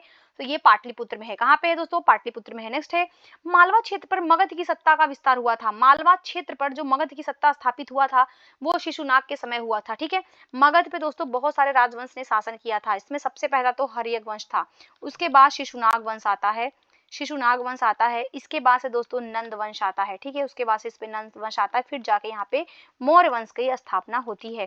तो इसमें दोस्तों जो शिशुनाग वंश था इसी के समय में मालवा क्षेत्र पर मगध की सत्ता का विस्तार हुआ था। नेक्स्ट हम लोग देखते हैं मगध का शासक जिसने राज्यरोहण के लिए अपने पिता की हत्या की एवं स्वयं जो है इसी का पुत्र है, इसने पुत्र ने भी इसकी हत्या कर दिया, तो वो था अजातशत्रु। अजातशत्रु को पितृहंता भी कहा गया है। इसने अपने पिता बिंबिसार की हत्या करके गद्दी प्राप्त किया था। बाद में इसका बेटा आता है उदयन और वो जो है अजातशत्रु की हत्या करके गद्दी प्राप्त करता है। नेक्स्ट है मगध का सम्राट जिसे अपरो परशुराम के नाम से जाना जाता है। तो मगध का कौन सा सम्राट है जिसको अपरो परशुराम के नाम से जाना जाता है? वो है महापद्मनंद। कौन है दोस्तों? महापद्मनंद। नेक्स्ट है प्राचीन श्रावस्ती का नाम, प्राचीन श्रावस्ती का नगर विन्यास की आकृति है। तो जो प्राचीन श्रावस्ती इसका जो नगर विन्यास की आकृति है दोस्तों वो अर्धचंद्राकार है। नेक्स्ट है 6ठी शताब्दी ईसा पूर्व सुक्तिमती राजधानी थी। दोस्तों सुक्तिमती किसकी राजधानी थी? तो चेती महाजनपद की राजधानी थी। ठीक है, नेक्स्ट है अभिलिखित साक्ष्य प्रकट होता है कि नंद राजा के आदेश से एक नहर खोदी गई थी। तो नंद राजा के आदेश से एक नहर कहाँ पे खोदी गई थी? तो कलिंग में खोदी गई थी। ठीक है, नेक्स्ट देखते हैं हम लोग उदयन वास वदत्ता की दंत कथा संबंधित है। किससे संबंधित है? तो कौशाम्बी से संबंधित है। नेक्स्ट हम लोग देखते हैं प्राचीन भारत में मगध साम्राज्य की सबसे प्रारंभिक राजधानी क्या थी? तो दोस्तों सबसे प्रारंभिक राजधानी इसकी पाटलिपुत्र थी। पाटलिपुत्र की स्थापना किसने किया था? तो अजातशत्रु ने किया था। ठीक है, इस नगर को बसाया था अजातशत्रु ने। और इसको राजधानी किसने बनाया पाटलिपुत्र को? तो उदयन ने बनाया था। ठीक है, उदयन ने दोस्तों इसको जो है वो राजधानी बनाया था। अब नेक्स्ट यहाँ पे हम लोग देखते हैं, नेक्स्ट टॉपिक आ गया रिलीजियस मूवमेंट को देखते हैं, जो भी धार्मिक आंदोलन हुए हैं उनको देखते हैं। तो सबसे पहले हम जैन धर्म को देखते हैं। तो पहला पॉइंट है जैन कल्पसूत्र की रचना किया था। तो जो जैन कल्पसूत्र ये जैन साहित्य का भाग है, इसकी रचना भद्रबाहु ने किया था। किसने किया था दोस्तों? भद्रबाहु ने किया था। नेक्स्ट है पॉइंट इसमें कि भारत में पाल काल में एक महत्वपूर्ण अध्ययन केंद्र था। तो भारत में पाल काल में महत्वपूर्ण अध्ययन कौन सा था दोस्तों? तो विक्रमशिला था। कौन सा था दोस्तों? विक्रमशिला था। नेक्स्ट है विक्रमशिला विश्वविद्यालय के अति महत्वपूर्ण आचार्य कौन कौन थे? देखिए विक्रमशिला जो विश्वविद्यालय था इसके जो आचार्य थे वो विरोचन, अतीश, दीपांकर तथा रत्नाकर शांति। ठीक है, ये सभी इनके आचार्य थे। यहाँ पे देखिए कुछ स्थल दिए हुए हैं, उनसे संबंधित तीर्थंकर दिए हुए हैं। तो श्रावस्ती जो स्थल है वो कौन किसके लिए प्रसिद्ध है दोस्तों? तो जो तीर्थंकर थे शंभुनाथ उनसे प्रसिद्ध है। कांकदी जो स्थल है दोस्तों ये सुविधानाथ से संबंधित है। ऋषभनाथ का जो स्थल है वो अयोध्या है। और पद्म प्रभु का जो है वो पभोसा है। ठीक है, तो ये सभी जो है ये जैन तीर्थंकर है। जैन में टोटल जो है 24 तीर्थंकरों का हमें उल्लेख मिलता है और ये तीर्थंकर है और उनसे संबंधित स्थल हैं। नेक्स्ट हम लोग देखते हैं दोस्तों तक्षशिला विश्वविद्यालय का उत्खनन किसने करवाया था? तो तक्षशिला विश्वविद्यालय है इसका उत्खनन करवाया था किसने? जॉन मार्शल ने करवाया था। किसने करवाया था? जॉन मार्शल में। ये विश्वविद्यालय कहाँ पे है? तो ये पाकिस्तान में है। कहाँ पे दोस्तों? तो ये पाकिस्तान में अवस्थित है तक्षशिला, जहाँ पे चाणक्य हो गए, बिंबिसार हो गए, ठीक है, इन सभी लोगों ने वहां पे शिक्षा प्राप्त किया था। चंद्रगुप्त मौर्य हो गए। नेक्स्ट देखते हैं महावीर का प्रथम अनुयायी कौन बना? प्रथम अनुयायी उनका दामाद था जामाली। ठीक है, दामाद था इनका दोस्तों, यही सब इनका प्रथम अनुयायी बनता है। नेक्स्ट है त्रिरत्न सिद्धांत, जिसको डॉक्ट्रिन ऑफ थ्री ज्वेल्स कहा जाता है, जो है कि सम्यक धारणा है, सम्यक चरित्र है और सम्यक ज्ञान है। ये किस धर्म से संबंधित है? तो ये जैन धर्म से संबंधित है। ठीक है, जैन धर्म में है कि अगर आप कैवल्य प्राप्त करना चाहते हैं तो आपको ये 3 जो रास्ते हैं, जो 3 सिद्धांत हैं, इनका पालन करना पड़ेगा। आपको सम्यक धारणा रखनी पड़ेगी, सम्यक चरित्र रखना पड़ेगा और तब जाके आपको सम्यक ज्ञान की प्राप्ति, सम्यक ज्ञान भी रखना होगा, तब जाके आपको जो है मोक्ष की प्राप्ति होगी। नेक्स्ट है दोस्तों आजीवक संप्रदाय के संस्थापक कौन थे? आजीवक संप्रदाय, इसके जो संस्थापक थे वो मखली गोशाल थे। ये बौद्ध धर्म से ही संबंधित था और बाद में जो है बौद्ध धर्म के ये महात्मा बुद्ध के ये शिष्य थे आजीवक। बाद में इनका जो है मनमुटाव हो जाता है और उनसे अलग होकर के एक आजीवक संप्रदाय की स्थापना करते हैं और इनका सिद्धांत दोस्तों नियतिवादी होता है। क्या इनका सिद्धांत होता है? नियतिवादी का ये सिद्धांत देते हैं कि विश्व में जो कुछ भी घटनाएं घटित हो रही हैं वो पहले से ही नियत है। नेक्स्ट है प्रारंभिक जैन साहित्य किस भाषा में लिखे गए थे? तो अर्धमागधी भाषा में लिखे गए थे। प्रारंभिक जो जैन साहित्य थे दोस्तों वो अर्धमागधी भाषा में लिखे गए थे। नेक्स्ट है यापनी एक संप्रदाय था। यापनी किसका संप्रदाय था? तो ये जैन धर्म का संप्रदाय था। किसका? जैन धर्म का। नेक्स्ट है तीर्थंकर सब संबंधित है किससे? जैन से संबंधित है। जैन सभा जिसमें अंतिम रूप से श्वेतांबर आगम का संपादन हुआ, कहाँ पे? जो श्वेतांबर आगम का संपादन हुआ दोस्तों ये पाटलिपुत्र में हुआ। ठीक है, पाटलिपुत्र में हुआ। जैन धर्म में टोटल जो है वो 2 इनके हमें आयोजन देखने को मिलते हैं, एक पाटलिपुत्र में, दूसरा बल्लवी गुजरात में। नेक्स्ट हम देखते हैं प्रभासगिरी तीर्थ स्थल कहाँ पे है? तो ये जैनों का तीर्थ स्थल है प्रभासगिरी। ठीक है, नेक्स्ट है धर्म जो विश्व विनाशकारी प्रलय की अवधारणा में विश्वास नहीं करता है। प्रलय की अवधारणा में विश्वास कौन नहीं करता है? तो जैन धर्म नहीं करता है। नेक्स्ट है जैनियों की पवित्र पुस्तकें कहलाती हैं। तो जो जैनियों की पवित्र पुस्तकें होती हैं उनको आगम सिद्धांत कहा जाता है। नेक्स्ट है कि दर्शन जिसमें पुनर्जन्म के विश्वास को अस्वीकार कर दिया गया है। तो चारवाक दर्शन जो है दोस्तों, जिसको लौकिक दर्शन भी कहा जाता है, इसमें जो है पुनर्जन्म, आत्मा हो गई, अमरता हो गई, इन सभी चीजों को अस्वीकार कर दिया गया है। अब नेक्स्ट हम लोग देखते हैं बौद्ध धर्म से संबंधित महत्वपूर्ण तथ्य। ठीक है, बौद्ध धर्म से संबंधित देखते हैं तो पहला है कि बुद्ध का जन्म कहाँ पे हुआ था? तो बुद्ध का जन्म दोस्तों लुम्बिनी में हुआ था। नेक्स्ट है बुद्ध की मृत्यु कहाँ पे हुई थी? तो बुद्ध की मृत्यु जो है वो उत्तर प्रदेश में, कहाँ पे दोस्तों? तो ये पावा में। ध्यान रखिएगा, या तो आप कुशीनारा के मल की जो राजधानी थी कुशीनारा, वहां पे जो है इनकी जो है मृत्यु होती है बुद्ध की। ठीक है, नेक्स्ट है बुद्ध के जीवन की घटना जिसको महाभिनिष्क्रमण के रूप में जाना जाता है दोस्तों, उसको गृह त्याग। जब बुद्ध ने जो है गृह त्याग किया तो उसको जो दोस्तों महाभिनिष्क्रमण के रूप में जाना जाता है। नेक्स्ट है गौतम बुद्ध ने अपना प्रथम प्रवचन कहाँ पे दिया था? तो सारनाथ, वाराणसी सारनाथ इन्होंने प्रथम प्रवचन दिया था। नेक्स्ट है बुद्ध के प्रथम उपदेश संबंधित है, तो ये आचरण की शुद्धता एवं पवित्रता से संबंधित है दोस्तों। और यहाँ पे जिन्होंने प्रथम उपदेश दिया था, प्रथम उपदेश उन्होंने कहाँ पे दिया था दोस्तों? तो ध्यान रखिएगा, उन्होंने सारनाथ में दिया था और इसी को धर्म चक्र प्रवर्तन भी कहा जाता है। नेक्स्ट देखते हैं हम लोग भारतीय कला में बुद्ध के जीवन की घटना का चित्रण मृग सहित चक्र द्वारा हुआ है। तो इसको क्या कहते हैं? धर्म चक्र प्रवर्तन मृग सहित चक्र, ये प्रथम उपदेश था, जहाँ पे कहाँ पे हुआ था? ये सारनाथ में हुआ था। नेक्स्ट है धर्म चक्र प्रवर्तन किया गया था कहाँ पे? सारनाथ में किया गया था। सारनाथ में अपना प्रथम प्रवचन किसने दिया था? महात्मा बुद्ध ने दिया था। बुद्ध ने सर्वाधिक उपदेश कहाँ पे दिए थे दोस्तों? तो इन्होंने सर्वाधिक जो उपदेश दिया था वो श्रावस्ती में दिया था। कहाँ पे दिया था? श्रावस्ती में दिया था। नेक्स्ट दोस्तों बौद्ध संघ में भिक्षुड़ी के रूप में स्त्रियों के प्रवेश की अनुमति कहाँ पे दिया गया था? तो वैशाली में दिया गया था। ठीक है, वैशाली में इनका जो शिष्य था दोस्तों आनंद, उन्हीं के कहने पे महात्मा बुद्ध ने जो है वो स्त्रियों को भी प्रवेश की अनुमति दी और सबसे पहले इनकी जो मासी थी जिनका नाम था प्रजापति गौतमी, और ये सबसे पहली भिक्षुड़ी बनी थी। नेक्स्ट है बुद्ध के जीवन काल में ही संघ प्रमुख होना चाहता था। तो संघ में प्रमुख कौन होना चाहता था जब बुद्ध थे उसी टाइम पे? तो इनका जो कजन था उसका नाम था देवदत्त, वो होना चाहता था। नेक्स्ट है बुद्ध द्वारा रूपांतरित में अंतिम व्यक्ति कौन था? तो बुद्ध के द्वारा मतलब बुद्ध का जो शिष्य था जिसका नाम था सुभद्द, और इसी ने बुद्ध को अंतिम समय में भोजन कराया, और इसी के भोजन कराने के बाद से बुद्ध की तबीयत खराब हुई और बुद्ध का जो है वो देहांत हो जाता है। तो ध्यान रखिएगा अंतिम व्यक्ति कौन था? तो सुभद्द था। नेक्स्ट है त्रिपिटक है। त्रिपिटक क्या है दोस्तों? तो त्रिपिटक जो है ये बुद्ध के उपदेशों का ये संग्रह है त्रिपिटक, ठीक है। नेक्स्ट देखते हैं बौद्ध धर्म में त्रिरत्न का मतलब क्या है? तो बुद्ध में जो त्रिरत्न है वो बुद्ध धम्म संघ, इन तीनों को मिला के त्रिरत्न कहा जाता है। प्रथम बौद्ध संगीति का आयोजन कहाँ पे हुआ था दोस्तों? देखिए जो प्रथम बौद्ध संगीति हुई थी वो अजातशत्रु के शासन काल में कहाँ पे हुई थी? पाटलिपुत्र में हुई थी, ठीक है। कहाँ पे हुआ था दोस्तों? पाटलिपुत्र में हुआ था, और इसमें जो अध्यक्षता किया था वो महाकश्यप ने किया था। किसने किया था दोस्तों? महाकश्यप ने इसकी अध्यक्षता किया था। नेक्स्ट है संसार अस्थिर और क्षणिक है, यह कथन किसका है? तो बौद्ध का है, ठीक है। नेक्स्ट है बौद्ध ग्रंथ जिसमें संघ जीवन के नियम प्राप्त होते हैं, कहाँ पे? विनय पिटक में। तो बौद्ध ग्रंथ पे हमें जो है 3 जो है इनके सिद्धांत मिलते हैं, जिसको एक को तो विनय पिटक कहते हैं जिसमें बौद्ध धर्म से संबंधित नियम है। इसके अलावा दोस्तों विनय पिटक हो गया, और एक का नाम है सुत्त पिटक, ठीक है। विनय पिटक, सुत्त पिटक। सुत्त पिटक में क्या है कि जो भी बुद्ध के उपदेश दिए गए हैं उन उपदेशों का हमें संकलन प्राप्त होता है। और एक है दोस्तों अभिधम पिटक। अभिधम पिटक में क्या है कि जो बुद्ध का दर्शन है वो हमें प्राप्त होता है यहाँ पे। नेक्स्ट पॉइंट हम लोग देखते हैं दोस्तों। नेक्स्ट है विदेशी राजा जिसने समुद्रगुप्त से अनुरोध किया था कि उसे भारत में बौद्ध विहार बनाने की अनुमति दी जाए, वो कौन था? तो मेघवर्मन। मेघवर्मन जो है ये विदेशी राजा था और इसने समुद्रगुप्त से अनुरोध किया था कि मैं भारत में एक विहार बनाना चाहता हूँ बौद्ध भिक्षुओं के लिए। नेक्स्ट है बोध गया में महात्मा बुद्ध ने 2 बंजारों को उपदेश देकर अपना उपासक बना लिया था। वे 2 बंजारे कौन थे? तो बोध गया में महात्मा बुद्ध ने 2 बंजारों को उपदेश दिया था, उनका नाम था मल्लिक और तपस्सु। मल्लिक और तपस्सु, ठीक है।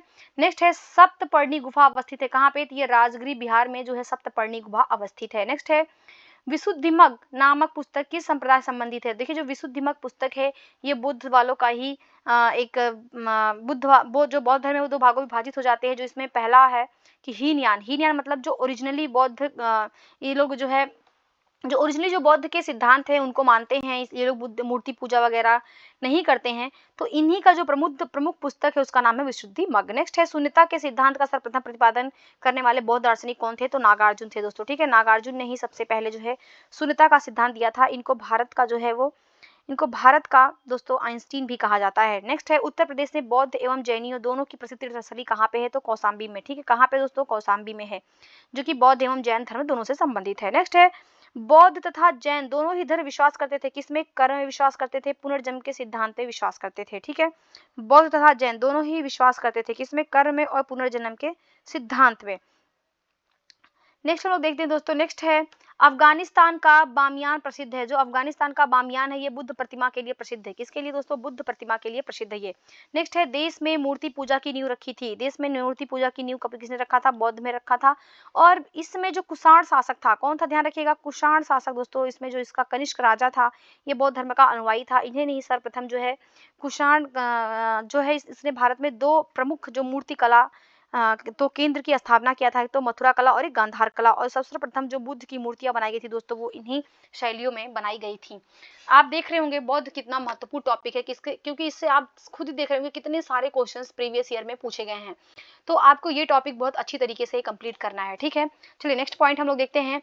वह काल जिसमें बुद्ध की खड़ी प्रतिमा बनाई गई, खड़ी प्रतिमा, बैठी प्रतिमा, सभी कुषाण काल में बनाई गई थी। नेक्स्ट है भूमि स्पर्श मुद्रा सारनाथ जो बुद्ध की प्रतिमा है ये कब की है? तो भूमि स्पर्श जो प्रतिमा है ये गुप्त काल की है। नेक्स्ट है विक्रमशिला विहार के संस्थापक कौन थे? तो धर्मपाल जो है विक्रमशिला विहार का संस्थापक था। नेक्स्ट है स्तूप के उत्खनन में सारीपुत्र के अवशेष कहाँ से प्राप्त हुए? तो सांची से प्राप्त हुए हैं। नेक्स्ट है बौद्ध पवित्र स्थल जो निरंजना नदी पर अवस्थित है बोध गया में, ठीक है। यहीं पे बुद्ध को क्या हुआ था? ज्ञान की प्राप्ति हुआ था, निरंजना नदी के तट पे बोध गया में। नेक्स्ट है एशिया के ज्योतिपुंज के नाम से किसे जाना जाता है, या लाइट ऑफ एशिया किसे कहा जाता था? तो गौतम बुद्ध को कहा जाता है। नेक्स्ट है गौतम बुद्ध के समय का प्रसिद्ध वैद्य जीवक किसके दरबार में रहता था? तो ये जो जीवक राजवैद्य था दोस्तों ये बिंबिसार के दरबार में रहता था। नेक्स्ट है बुद्ध कौशाम्बी गए थे। बुद्ध कौशाम्बी गए थे कब? जब उदयन के राज्यकाल में गए थे। उदयन के राज्यकाल में दोस्तों बुद्ध जो है वो कौशाम्बी आए थे। नेक्स्ट है तिब्बत में बौद्ध धर्म के सुधार में महती भूमिका निभाने वाला उपाध्याय अतीश किस विहार के प्रसिद्ध विद्वान थे? तो जो अतीश थे दोस्तों ये विक्रमशिला विहार के थे, ठीक है। नेक्स्ट है अर्धनारीश्वर मूर्ति में आधा शिव तथा आधा पार्वती ये प्रतीक है किसके? देव और उसकी शक्ति के योग का। नेक्स्ट है गौतम बुद्ध ने प्रथम धार्मिक प्रवचन दिया था। गौतम बुद्ध ने प्रथम धार्मिक प्रवचन कहाँ पे दिया था? तो ये सारनाथ में दिया था। कहाँ पे दिया था दोस्तों? सारनाथ में दिया था। नेक्स्ट है भारत में सर्वप्रथम मानव मूर्तियों की पूजा हुई थी। सर्वप्रथम मानव मूर्तियों की पूजा कहाँ पे हुई दोस्तों? तो ये बुद्ध की सबसे पहले स्टार्ट हुआ था। नेक्स्ट है भारतीय कला में बुद्ध के जीवन की वो घटना जिसका चित्रण मृग सहित चक्र द्वारा हुआ है, इसी का प्रथम उपदेश कहा जाता है, जिसको धर्मचक्र प्रवर्तन भी कहा जाता है, जो कि सारनाथ में हुआ था। तो दोस्तों यहाँ पे बौद्ध धर्म जो है समाप्त हो गया। अब हमारी जो नेक्स्ट टॉपिक है उसमें हम देखेंगे भागवत संप्रदाय एवं ब्राह्मण धर्म। भागवत संप्रदाय और ब्राह्मण धर्म से संबंधित यहाँ पे हम जो है वो फैक्ट सब देखने जा रहे हैं। ठीक है, तो चलिए स्टार्ट करते हैं। तो पहला इसमें कि भगवत गीता मूलतः महाभारत का अंश है। ठीक है, ये जो भगवत गीता है दोस्तों ये महाभारत का अंश है, और ये कहाँ पे इसका वर्णन मिलता है? तो भीष्म पर्व में मिलता है। महाभारत में दोस्तों टोटल जो है 18 पर्व देखने को मिलते हैं, और महाभारत की रचना किसने किया है? वेद व्यास ऋषि ने दोस्तों इसकी रचना किया है, और यहीं पे जो भीष्म पर्व है वहाँ पे भगवत गीता देखने को मिलता है। ठीक है, भगवत गीता की जो भाषा है दोस्तों ओरिजिनली ये संस्कृत भाषा में लिखा गया है। ठीक है, चलिए नेक्स्ट देखते हैं नागार्जुन कोंडा शहर की स्थापना किसने किया था? तो इक्ष्वाकु राजवंश ने जो है नागार्जुन कोंडा शहर की स्थापना किया था। यहाँ पे सूची 1 सूची 2 से सम्मिलित करना है। यहाँ पे देवता दिए हुए उनकी पहचान, तो शिव की जो पहचान है त्रिशूल धारण करते हैं, विष्णु जो है वो चक्र धारण करते हैं, गणेश जो है वो रस्सी या फंदा धारण करते हैं। ठीक है, और सरस्वती जो है वो वीणा बजाती हैं। नेक्स्ट है इसमें पॉइंट की इसको भी सम्मिलित करना। यहाँ पे कुछ दार्शनिक हैं और उनके दर्शन। तो रामानुज ने कौन सा दर्शन दिया दोस्तों? तो विशिष्टाद्वैत। विशिष्टाद्वैत जो है वो रामानुज का सिद्धांत है। मध्वाचार्य का द्वैतवाद है, निम्बार्काचार्य का द्वैताद्वैत है, और बल्लभाचार्य का शुद्ध द्वैत है। ठीक है, फिर से एक बार रिवीजन कर लेते हैं। देखिए रामानुजा ने जो है वो विशिष्टाद्वैत का सिद्धांत दिया है, मध्वाचार्य ने द्वैत का दिया है, निम्बार्काचार्य ने जो है वो द्वैताद्वैत का दिया है, और बल्लभाचार्य ने शुद्ध द्वैत का सिद्धांत दिया है। नेक्स्ट है मंडन मिश्र शिष्य थे। जो मंडन मिश्र है किसके शिष्य थे? कुमारिल भट्ट के शिष्य थे। ठीक है, नेक्स्ट है तुम्हारा अधिकार कर्म पर है, फल की प्राप्ति पर नहीं। ये कथन कहाँ पे है? तो ये गीता में है। नेक्स्ट है मोक्ष के साधन के रूप में ज्ञान कर्म और भक्ति को समान महत्व कौन देता है? तो भगवत गीता देखता है कि अगर आपको मोक्ष प्राप्त करना है तो उसमें आपको जो है ज्ञान कर्म और भक्ति तीनों पे जो है समान तरीके से महत्व देना पड़ेगा। नेक्स्ट है भागवत धर्म से संबंधित प्राचीन अभिलेख कहाँ पे मिलता है? तो जो भागवत धर्म का हमें प्राचीनतम साक्ष्य मिलता है दोस्तों वो हेलियोडोरस का बेसनगर अभिलेख मिलता है। ठीक है, विदिशा बेसनगर का हेलियोडोरस का जो है बेसनगर अभिलेख मिलता है, जहाँ से हमें जो है भागवत धर्म का प्राचीनतम प्रमाण प्राप्त होता है। नेक्स्ट है आदि शंकराचार्य द्वारा स्थापित 4 मठ हैं। कौन कौन से? तो 4 मठ देखिए जोशी मठ है, द्वारका है, पुरी है और श्रृंगेरी है। ठीक है, नेक्स्ट है नैनार थे। नैनार कौन से दोस्तों? तो ध्यान रखिएगा ये शैव धर्मानुयायी थे। नैनार कौन से दोस्तों? तो ये शैव धर्मानुयायी थे। नेक्स्ट है इसमें सूची 1 को सूची 2 से सम्मिलित करना है। बल्लभाचार्य। बल्लभाचार्य ने कौन सा मार्ग दिया है दोस्तों? इन्होंने पुष्टि मार्ग दिया है। ठीक है, रामानुजाकार का अभी हमने पीछे भी देखा विशिष्टाद्वैत है। मध्वाचार्य का दोस्तों द्वैतवाद है, और शंकर का अद्वैतवाद है। ठीक है, शंकर का अद्वैतवाद है, बल्लभाचार्य का पुष्टि मार्ग है, रामानुजा का विशिष्टाद्वैत है, मध्वाचार्य का द्वैतवाद है। अब नेक्स्ट हम लोग देखते हैं मौर्य एम्पायर। ठीक है, मौर्य साम्राज्य से संबंधित अब हम यहाँ पे तथ्यों को देखते हैं दोस्तों, मौर्य साम्राज्य से संबंधित तथ्यों को। ठीक है, चलिए फटाफट देखते हैं। देखिए पहला इसमें कि मौर्य के इतिहास में अधिक प्रमाणित माना जाता है। तो जो मौर्य के इतिहास की हमें जानकारी मिलती है वो विष्णु पुराण से मिलती है। कहाँ से मिलती है दोस्तों? ये विष्णु पुराण से। ध्यान रखिएगा विष्णु पुराण से जो है वो मौर्य के इतिहास की जानकारी मिलती है। नेक्स्ट है आंध्रों के जो इतिहास की जानकारी मिलती है, आंध्र के जो सातवाहन राजवंश है इनकी जानकारी हमें मत्स्य पुराण से मिलती है। मत्स्य पुराण सबसे प्राचीन पुराण भी है। नेक्स्ट है मौर्य काल में सदैव राजा के पास रहने वाले जो विष परीक्षक वैद्य को कहा जाता था। तो जो मौर्य काल में जो राजा के पास हमेशा जो विष परीक्षक वैद्य रहते थे उनको जांगली विद कहा जाता था। क्या कहा जाता था दोस्तों? जांगली विद कहा जाता था। नेक्स्ट है शासक जो मौर्य राजवंश से संबंधित नहीं था। तो अग्निमित्र दोस्तों जो है ये मौर्य राजवंश से संबंधित शासक नहीं था। नेक्स्ट है अशोक के स्तंभ लेखों के लिए पत्थर निकाला जाता था। तो जो अशोक के स्तंभ लिखे गए हैं जिन पत्थरों पे वो चुनार से निकाला जाता था। नेक्स्ट है अशोक का वह शिलालेख जो धार्मिक संश्लेषण समन्वय के बारे में कहता है। तो इनका 12वां शिलालेख। ठीक है, 12वां शिलालेख जो दोस्तों वो धार्मिक संश्लेषण समन्वय की बात करता है। नेक्स्ट है सम्राट अशोक ने अपने राज्याभिषेक के बाद कलिंग पर विजय प्राप्त किया था। तो जब सम्राट अशोक राजा बनते हैं उसके 8 वर्ष बाद दोस्तों वो कलिंग पर विजय प्राप्त करते हैं, और कलिंग पर विजय प्राप्त करने के बाद से दोस्तों वो जो है अपना नया धर्म जिसको धर्म कहा जाता है उसका प्रारंभ करते हैं। नेक्स्ट है प्राकृत भाषा के पोषक कौन थे? तो जो प्राकृत भाषा थे वो सातवाहन राजवंश जो थे वो प्राकृत भाषा के पोषक थे। नेक्स्ट है कला के लोक पक्ष को अधिक प्रोत्साहन कहाँ पे मिला? तो सातवाहनों के समय में ही मिला। यहाँ पे बहुत सारे जो है वो बहुत सारे जो बौद्ध से संबंधित कार्य और चैत्य का निर्माण भी हमें जो है इन्हीं राज्यकाल में देखने को मिलता है। नेक्स्ट है मथुरा मूर्तिकला शैली प्रारंभ हुई थी, कुषाण के शासनकाल में प्रारंभ हुई थी और बुद्ध की प्रतिमा जो है इसी समय बनना प्रारंभ हुआ था। नेक्स्ट है वे शासक जिन्होंने गिरनार क्षेत्र में जल संसाधन व्यवस्था की ओर ध्यान दिया। देखिए गिरनार क्षेत्र में जो जल संसाधन की व्यवस्था को ध्यान दिया था वो कौन थे? चंद्रगुप्त मौर्य और अशोक। तो ध्यान रखिएगा इसका प्रमाण हमें कहाँ से मिलता है? तो ये प्रमाण जो है दोस्तों रुद्रदामन का, ठीक है, किसका? रुद्रदामन का दोस्तों जूनागढ़ अभिलेख, ठीक है, रुद्रदामन का जो जूनागढ़ अभिलेख है उससे हमें जानकारी मिलती है कि वहां पे जो सुदर्शन झील का निर्माण कराया गया था। किसका दोस्तों? ध्यान रखिएगा सुदर्शन झील का, सुदर्शन झील का वहां पे निर्माण कराया गया था, जिसका चंद्रगुप्त मौर्य का जो राज्यपाल था जिसका नाम था पुष्यगुप्त वैश्य, वो उसमें वहां का राज्यपाल था, उसने उसका निर्माण कराया था। बाद में इसका जो जो है पुनर्निर्माण या जीर्णोद्धार जो है वो रुद्रदामन करवाता है, फिर गुप्त शासक स्कंदगुप्त करवाता है, फिर अशोक भी करवाता है। नेक्स्ट है ए राजा जिसके एक अभिलेख से सूचना मिलती है कि शाक्य मुनि बुद्ध का जन्म लुम्बिनी में हुआ था, ठीक है। तो ये अशोक के अभिलेख से हमें ये जानकारी मिलती है कि जो बुद्ध थे उनका जो जन्म हुआ था ये लुम्बिनी में हुआ था। नेक्स्ट है सारनाथ स्तंभ का निर्माण किसने करवाया था? तो अशोक ने सारनाथ स्तंभ का निर्माण करवाया था जो कि बनारस में है। नेक्स्ट है अशोक द्वारा स्थापित सबसे सुरक्षित स्तंभ कौन सा है? सबसे सुरक्षित स्तंभ इनका लौरिया नंदनगढ़ स्तंभ है, ठीक है। नेक्स्ट है अशोक का वह अभिलेख जो कनक मुनि बुद्ध के अस्तित्व को प्रमाणित करता है। कनक मुनि बुद्ध के अस्तित्व को कौन प्रमाणित करता है? तो निगाली सागर स्तंभ अभिलेख, निगाली सागर स्तंभ अभिलेख जो है वो कनक मुनि बुद्ध के अस्तित्व को प्रमाणित करता है। नेक्स्ट है गुर्जरा लघु शिलालेख जिसमें अशोक का नामोल्लेख किया गया है, कहाँ पे स्थित है? दोस्तों ये मध्य प्रदेश के दतिया जिले में है। गुर्जरा लघु शिलालेख कहाँ पे है? जहाँ पे अशोक का नाम हमें देखने को मिलता है, ये मध्य प्रदेश के दतिया जिले में है। नेक्स्ट है दोस्तों अशोक के अभिलेखों में पूर्ण रूपेण धार्मिक सहिष्णुता कहाँ पे मिलती है? तो धार्मिक सहिष्णुता की बात है वो शिलालेख संख्या 12 में देखने को मिलती है। और कलिंग विजय कहाँ पे मिलती है दोस्तों? तो ध्यान रखिएगा जो कलिंग विजय है, कलिंग विजय दोस्तों ये 13 नंबर के शिलालेख में देखने को मिलती है। नेक्स्ट है ब्राह्मी लिपि को सर्वप्रथम किसने पढ़ा था? तो जेम्स प्रिंसेप ने पढ़ा था और सर्वप्रथम इन्होंने ही अशोक के अभिलेखों को पढ़ा था जो कि ब्राह्मी लिपि से संबंधित था, ठीक है। कब पढ़ा था? तो ध्यान रखिएगा कब पढ़ा था? 1837 में इन्होंने पढ़ा था। नेक्स्ट है अशोक प्राक अशोक ब्राह्मी लिपि का पता चला है अनुराधापुर से। कहाँ से मिला दोस्तों? अनुराधापुर से पता चला है। पत्थर का प्राचीनतम शिलालेख जो था वो किस भाषा में था दोस्तों? तो वो प्राकृत भाषा में था। नेक्स्ट देखते हैं हम लोग कि अपने साम्राज्य के उत्तरी पश्चिमी भाग में उत्कीर्ण राजाज्ञों के लिए अशोक ने लिपियों का प्रयोग किया था। तो अरामाइक लिपि का, ग्रीक लिपि का, खरोष्टी लिपि का। मतलब जो अशोक थे दोस्तों वो बौद्ध धर्म का प्रचार बहुत देशों में किए हैं।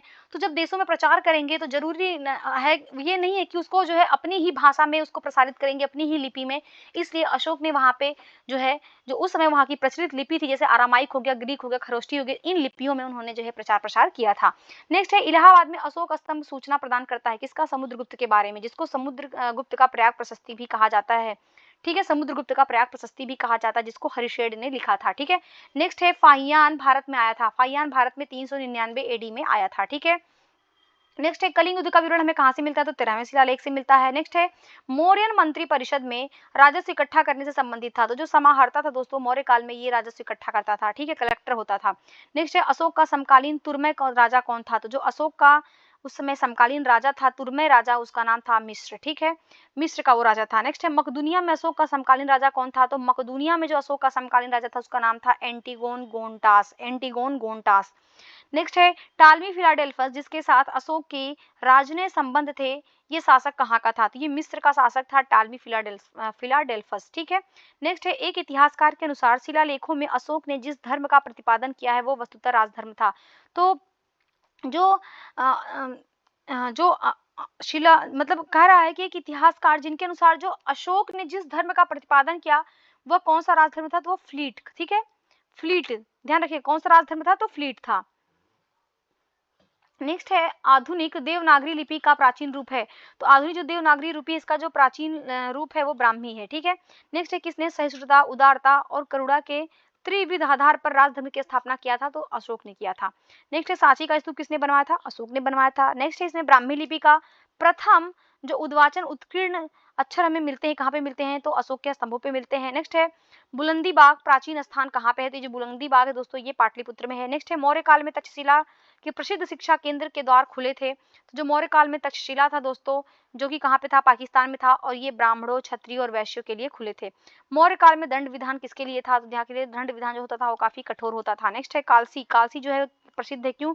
क्योंकि यहाँ पे अशोक के अभिलेख मिले हैं, अशोक के शिलालेख मिला है कालसी में, ठीक है। नेक्स्ट दोस्तों चाणक्य का दूसरा नाम क्या था? तो चाणक्य का नाम जो था वो विष्णुगुप्त था। नेक्स्ट चाणक्य मौर्य ने अपने अंतिम दिन व्यतीत किए थे कहाँ पे? जो चंद्रगुप्त मौर्य थे दोस्तों, इन्होंने अपना अंतिम दिन जो है श्रवण बेलगोला कर्नाटक में व्यतीत किया था। और ये जैन धर्म को मानने वाले थे, ठीक है। और जैन धर्म का ये पवित्र स्थल भी है श्रवण बेलगोला, जो कि कर्नाटक राज्य में है। नेक्स्ट है अशोक का वह अभिलेख जिसमें धार्मिक सहिष्णुता के सिद्धांत की बात किया गया है। तो सही शिलालेख नंबर 12 में किया गया है।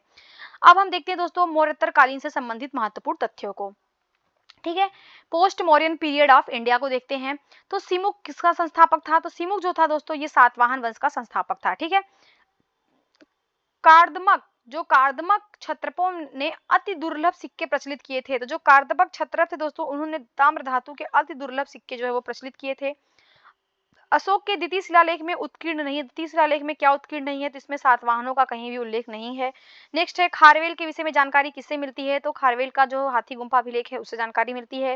राजवंशों में सबसे पुराना राजवंश किसका था दोस्तों? तो सातवाहनों का था। मौर्यों के बाद दक्षिण भारत में सबसे प्रभावशाली राज्य किसने स्थापित किया? तो सातवाहनों ने स्थापित किया। सातवाहनों की राजधानी कहाँ पे थी? ध्यान रखिएगा दोस्तों, अमरावती में इनकी जो है राजधानी थी।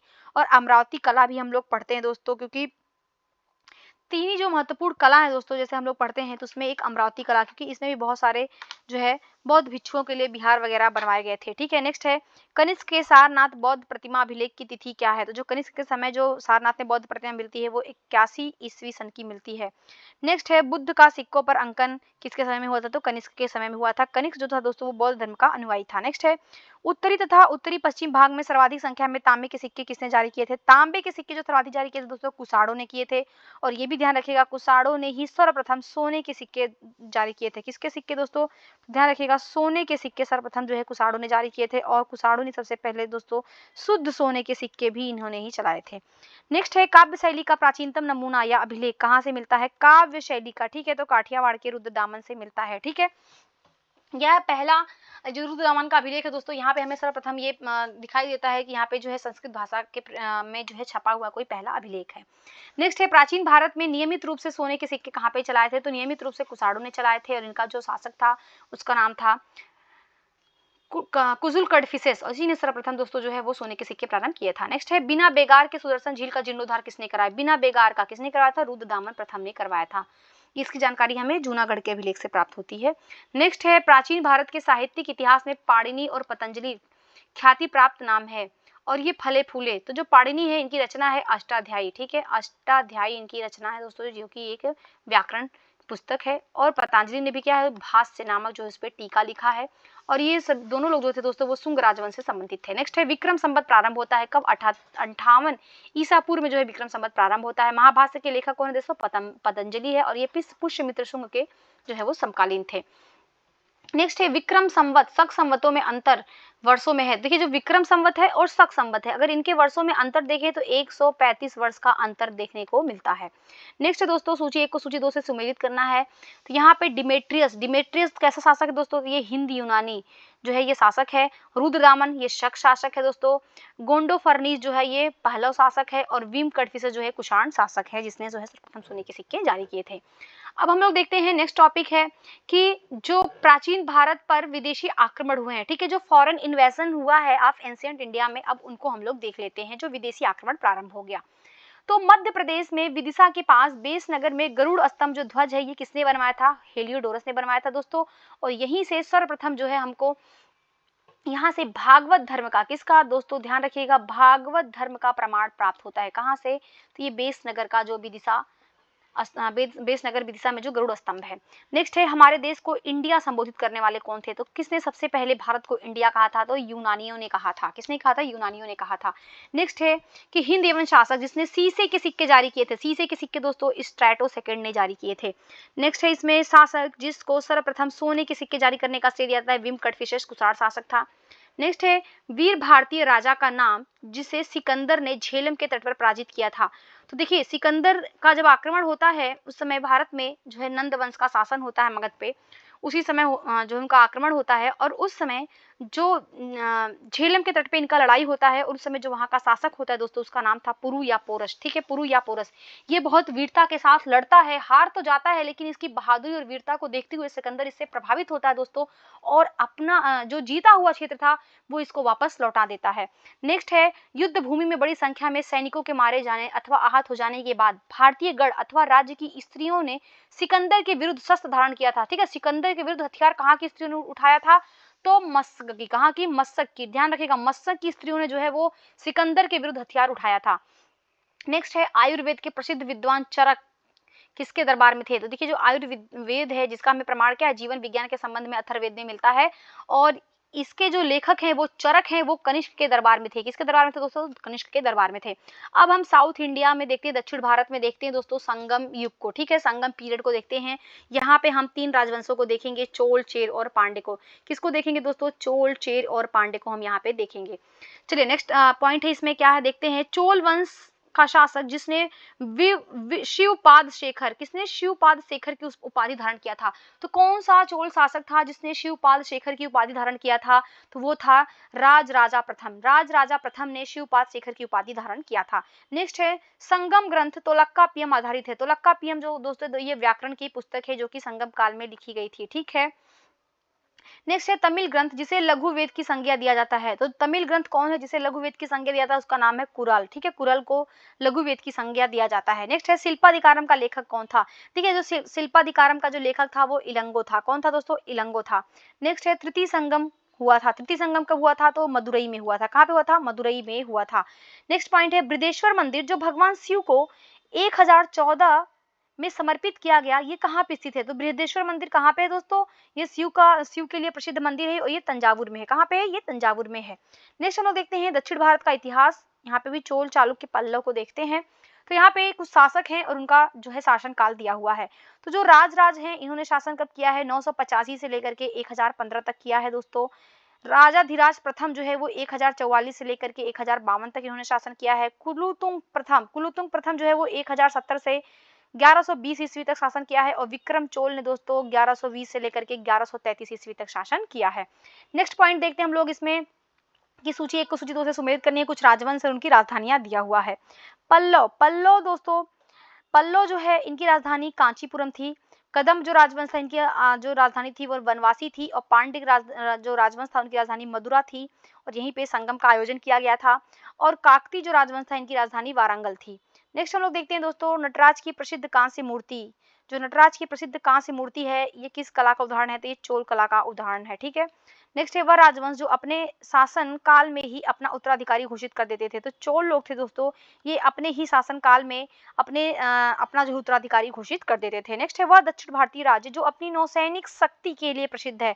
तो नौसैनिक शक्ति के लिए चोल प्रसिद्ध है। ठीक है, चोल का जो राजकीय चिन्ह भी था दोस्तों इस पे नौसैनिक बना हुआ था, ये अपनी नौसैनिक के लिए प्रसिद्ध थे। इसीलिए इन्होंने दोस्तों देखते हैं हम कि समुद्र पार करके श्रीलंका वगैरह पे भी इन्होंने जो है विजय प्राप्त किया है। नेक्स्ट देखते हैं हम लोग पॉइंट इसमें कि चोल गंगम नामक बृहद कृत्रिम झील बनाने का श्रेय किसको दिया जाता है? तो राजेंद्र को दिया जाता है। इसने चोल गंगम नाम का जो है एक कृत्रिम झील बनवाया था। तंजौर के बृहदीश्वर मंदिर का निर्माण किसने करवाया था? तंजौर के जो बृहदीश्वर मंदिर है इसका निर्माण राजा राज प्रथम ने करवाया था। नेक्स्ट है चोलों का राज्य किस क्षेत्र में फैला था? जो चोलों का राज्य था दोस्तों जिनकी सबसे प्रमुख जो है हम लोग देखते हैं इनका नौसैनिक शक्ति है और इनका राज्य जो है दोस्तों कोरोमंडल तट दक्कन के कुछ भागों तक फैला हुआ था। चोल शासकों के शासनकाल में वारियम उद्यान प्रशासन का कार्य कौन देता था? जो वारियम उद्यान का प्रशासन देता था दोस्तों वो टोट्टा वारियम देखता था। कौन देता था? टोट्टा वारियम देखता था। नेक्स्ट है कि चालुक्यों की राजधानी क्या थी? चालुक्यों की राजधानी वातापी थी। कहाँ पे थी? वातापी थी। नेक्स्ट है चोल राजाओं के स्नानागार एवं भोजनालय का प्रबंध कौन देखते थे? तो यहाँ पे जो स्नानागार और भोजनालय का प्रबंध स्त्री और पुरुष दोनों मिलकर के देखते थे। नेक्स्ट है चोल शासक का नाम बताइए जिसने श्रीलंका के उत्तरी भाग पर विजय किया था। तो कौन सा चोल शासक था? तो उसका नाम है राजराज प्रथम। राजराज प्रथम ने दोस्तों श्रीलंका के उत्तरी भाग पर विजय किया है। नेक्स्ट है चोल साम्राज्य को अंततः समाप्त किसने कर दिया? तो जो चोल साम्राज्य था इसको समाप्त किया मलिक काफूर ने। किसने दोस्तों? मलिक काफूर जो है इसको समाप्त करता है। नेक्स्ट है वह चोल राजा जिसने श्रीलंका को पूर्ण स्वतंत्रता दी और सिंघल राजकुमार के साथ अपनी पुत्री का विवाह भी कर दिया। तो कौन सा चोल राजा था जिसने जो है श्रीलंका को जीता, फिर उसको स्वतंत्र भी किया, बाद में जो है वहां का जो राजकुमार है सिंघल राजकुमार, उसके साथ अपनी पुत्री का विवाह भी किया, तो वो था कुलोतुंग प्रथम, कुलोतुंग प्रथम। ठीक है, नेक्स्ट है 72 व्यापारी चीन में किसके कार्यकाल में भेजे गए थे?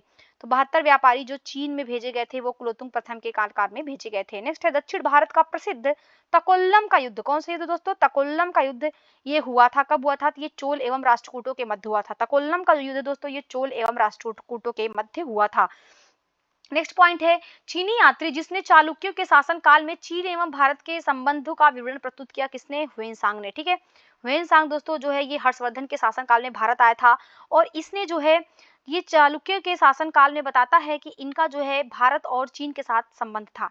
नेक्स्ट हम लोग देखते हैं किस राजवंश द्वारा प्रायः महिलाओं के प्रशासन में उच्च पद जो उनको प्राप्त किया जाता था? तो देखिए चालुक्य में क्या होता था कि जो महिलाएं होती थी उनको भी प्रशासन में उच्च पद दिए जाते थे। नेक्स्ट है मत्स्य विलास प्रहसन। मत्स्य विलास प्रहसन के लेखक कौन है? तो महेंद्र वर्मन। ठीक है, महेंद्र वर्मन दोस्तों मत्स्य विलास प्रहसन के लेखक हैं। नेक्स्ट है तीसरी शताब्दी में वारंगल क्यों प्रसिद्ध था? दोस्तों वारंगल जो था वो लोहे के यंत्रों और उपकरणों के लिए प्रसिद्ध था। ठीक है, काकती राजवंश की राजधानी भी थी वारंगल। ठीक है, नेक्स्ट है संस्कृत के कवि और नाटककार कालिदास का उल्लेख कहाँ पे मिलता है? तो पुलकेशी द्वितीय के एहोल अभिलेख में मिलता है। पुलकेशी द्वितीय का जो एहोल अभिलेख है दोस्तों, इसमें पुलकेशी द्वितीय का हर्ष के साथ युद्ध हुआ जिसमें हर्ष का हार होता है, इसका भी उल्लेख किया गया है।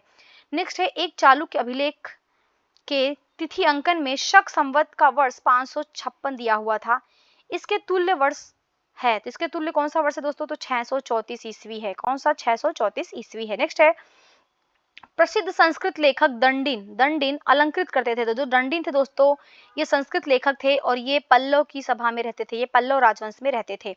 नेक्स्ट है पल्लव राजा किसकी उपाधि जो थी वो राज सिंह थी। पल्लव का कौन सा राजा है जिसकी उपाधि जो थी राज सिंह थी? तो ध्यान रखिएगा दोस्तों नरसिंह वर्मन द्वितीय की उपाधि जो थी वो राज सिंह थी। नेक्स्ट है तंजौर का जो बृहदीश्वर मंदिर है इसका निर्माण किसने करवाया था? तो राजा राज के शासनकाल में इसका निर्माण हुआ था। नेक्स्ट हम लोग पॉइंट देखते हैं इसमें, यहाँ पे दक्षिण भारत के समुद्रगुप्त के समकालीन कुछ राजाओं का दिया गया है और उनके राज्य दिए हुए हैं। तो जो धनंजय जो राजा है वो समुद्रगुप्त के समकालीन था, इनका राज्य कहाँ पे था? तो कुस्तलपुर का राजा था ये। ठीक है, नीलराज कहाँ का था? तो ये अवमुक्त का राजा था। उग्रसेन पालक्का का राजा था। विष्णु गोपा कांची का राजा था। ठीक है, ध्यान रखिएगा विष्णु गोपा कहाँ का राजा था? तो ये कांची का राजा था। नेक्स्ट है कि नेक्स्ट पॉइंट है यहाँ पे कुछ राजवंश दिए हुए उनकी राजधानी दिया हुआ। पल्लव, पल्लव जो राजवंश है दोस्तों इसकी राजधानी कांची थी। पांड्य जो राजवंश है इसकी राजधानी मदुरा थी दोस्तों। यादव जो राजवंश इसकी राजधानी देवगिरी थी और काकती की वारंगल थी। ठीक है, अब हम यहाँ पे देखते हैं गुप्त काल को। अभी हमने दक्षिण भारत के चोल चेर पांड्य शासकों को देख लिया, अब हम गुप्त काल से संबंधित जो भी महत्वपूर्ण तथ्य हैं उनको देखते हैं। तो पहला है मंदसौर प्रशस्ति उपलब्धियों का विवरण प्रस्तुत करता है। तो ये जो मंदसौर प्रशस्ति उपलब्धि है दोस्तों ये कुमार गुप्त प्रथम की उपलब्धियों का विवरण प्रस्तुत करता है। नेक्स्ट है शक विजय के संदर्भ में सबसे सबल प्रमाण नरेश की रजत मुद्राएं हैं। तो जो शक विजय का जो प्रमाण मिलता है वो रजत मुद्राएं जो उनकी चांदी की मुद्राएं हैं उससे मिलता है। कौन से शासक का? तो ध्यान रखिएगा चंद्रगुप्त द्वितीय की हैं ये। रजत सिक्के जारी करने वाला प्रथम गुप्त शासक कौन था? तो चंद्रगुप्त द्वितीय ही था। ठीक है, भारत का नेपोलियन किसे कहा जाता है? तो भारत के नेपोलियन के नाम से समुद्रगुप्त को जाना जाता है। ठीक है, और यह जो प्रयाग प्रशस्ति है वो समुद्रगुप्त के ऊपर ही लिखा गया है। ठीक है, नेक्स्ट है शक विजेता जाना जाता है। शक विजेता, शक को विजित करने वाला कौन है? चंद्रगुप्त द्वितीय ही है। नेक्स्ट है गुप्त शासक जिन्होंने हूड़ों पर विजय प्राप्त किया। शकों पर नहीं, अब हूड़ों पे पूछ रहा है तो स्कंदगुप्त। शकों पे विजय चंद्रगुप्त ने प्राप्त किया था, हूड़ों पे जो विजय प्राप्त किया था वो स्कंदगुप्त ने किया था। नेक्स्ट है गुप्त स्वर्ण मुद्रा को क्या कहा जाता था? तो दिनार कहा जाता था। गुप्त काल में जो सोने की मुद्रा होती थी दोस्तों उसको दिनार कहा जाता था। नेक्स्ट है गुप्त अभिलेखों में दिनार जिसका वाचक है वो क्या है? तो कांस्य सिक्का है। नेक्स्ट है सती प्रथा का प्रथम अभिलेख साक्ष्य कहाँ से प्राप्त हुआ है दोस्तों? तो एरड़, एरड़ से जो है सती प्रथा का प्रथम जो अभिलेख प्राप्त होता है ये मध्य प्रदेश में है। कहाँ पे दोस्तों? मध्य प्रदेश में है एरड़। चलिए नेक्स्ट पॉइंट हम लोग देखते हैं 437-38 ईस्वी में मंदसौर अभिलेख में एक भव्य सूर्य मंदिर के निर्माण का उल्लेख कहाँ से मिलता है? तो रेशम बुनकरों की श्रेणी। ठीक है, रेशम बुनकरों की श्रेणी जिसको दशपुर अभिलेख भी कहा जाता है वहां से हमें प्राप्त होता है। ठीक है, नेक्स्ट है सारनाथ की भूमि स्पर्श वाली मुद्रा ये कालांकित है। ठीक है, देखिए जो सारनाथ की जो भूमि स्पर्श मुद्रा है ये गुप्त काल से संबंधित है। नेक्स्ट है प्राचीन भारत में वह वंश जिसके शासनकाल में स्वर्ण युग कहा जाता है। तो गुप्तों के शासनकाल को स्वर्ण युग कहा जाता है दोस्तों, क्योंकि इस टाइम पे भारत में इनका जो देखा जाए तो वास्तुकला हो गया, संगीत, साहित्य, इन सभी चीज़ों का बहुत ज़्यादा विकास होता है, सभी अपने चरम सीमा पे थे। इस वजह से कहा जाता है इनको स्वर्ण युग। नेक्स्ट है राजवंश, जो हूणों के आक्रमण से अत्यंत विचलित हुआ था तो गुप्त ने, ठीक है। गुप्त जो शासक था वो हूणों के आक्रमण से बहुत परेशान हुआ था, तो ये गुप्तों के समय में बहुत आक्रमण हुआ था हूणों पर, उस पर विजय किसने प्राप्त किया था तो स्कंदगुप्त ने प्राप्त किया था। नेक्स्ट है भाग और बलि, ये क्या था तो ये राजस्व के स्रोत थे भाग और बलि। नेक्स्ट है अधोलिखित में गुप्तकालीन स्वर्ण मुद्रा है तो गुप्तकालीन स्वर्ण मुद्रा को क्या कहते थे, दिनार कहते थे। नेक्स्ट है भारतीय दर्शन की प्रारंभिक शाखा क्या है, भारतीय दर्शन की जो प्रारंभिक शाखा दोस्तों वो सांख्य है, ठीक है। और इसके जनक कौन है तो कपिल हैं, ठीक है। कपिल जो है वो सांख्य दर्शन के जनक हैं। कर्म का सिद्धांत कहाँ पे दोस्तों, कर्म का सिद्धांत जो है वो मीमांसा में देखने को मिलता है।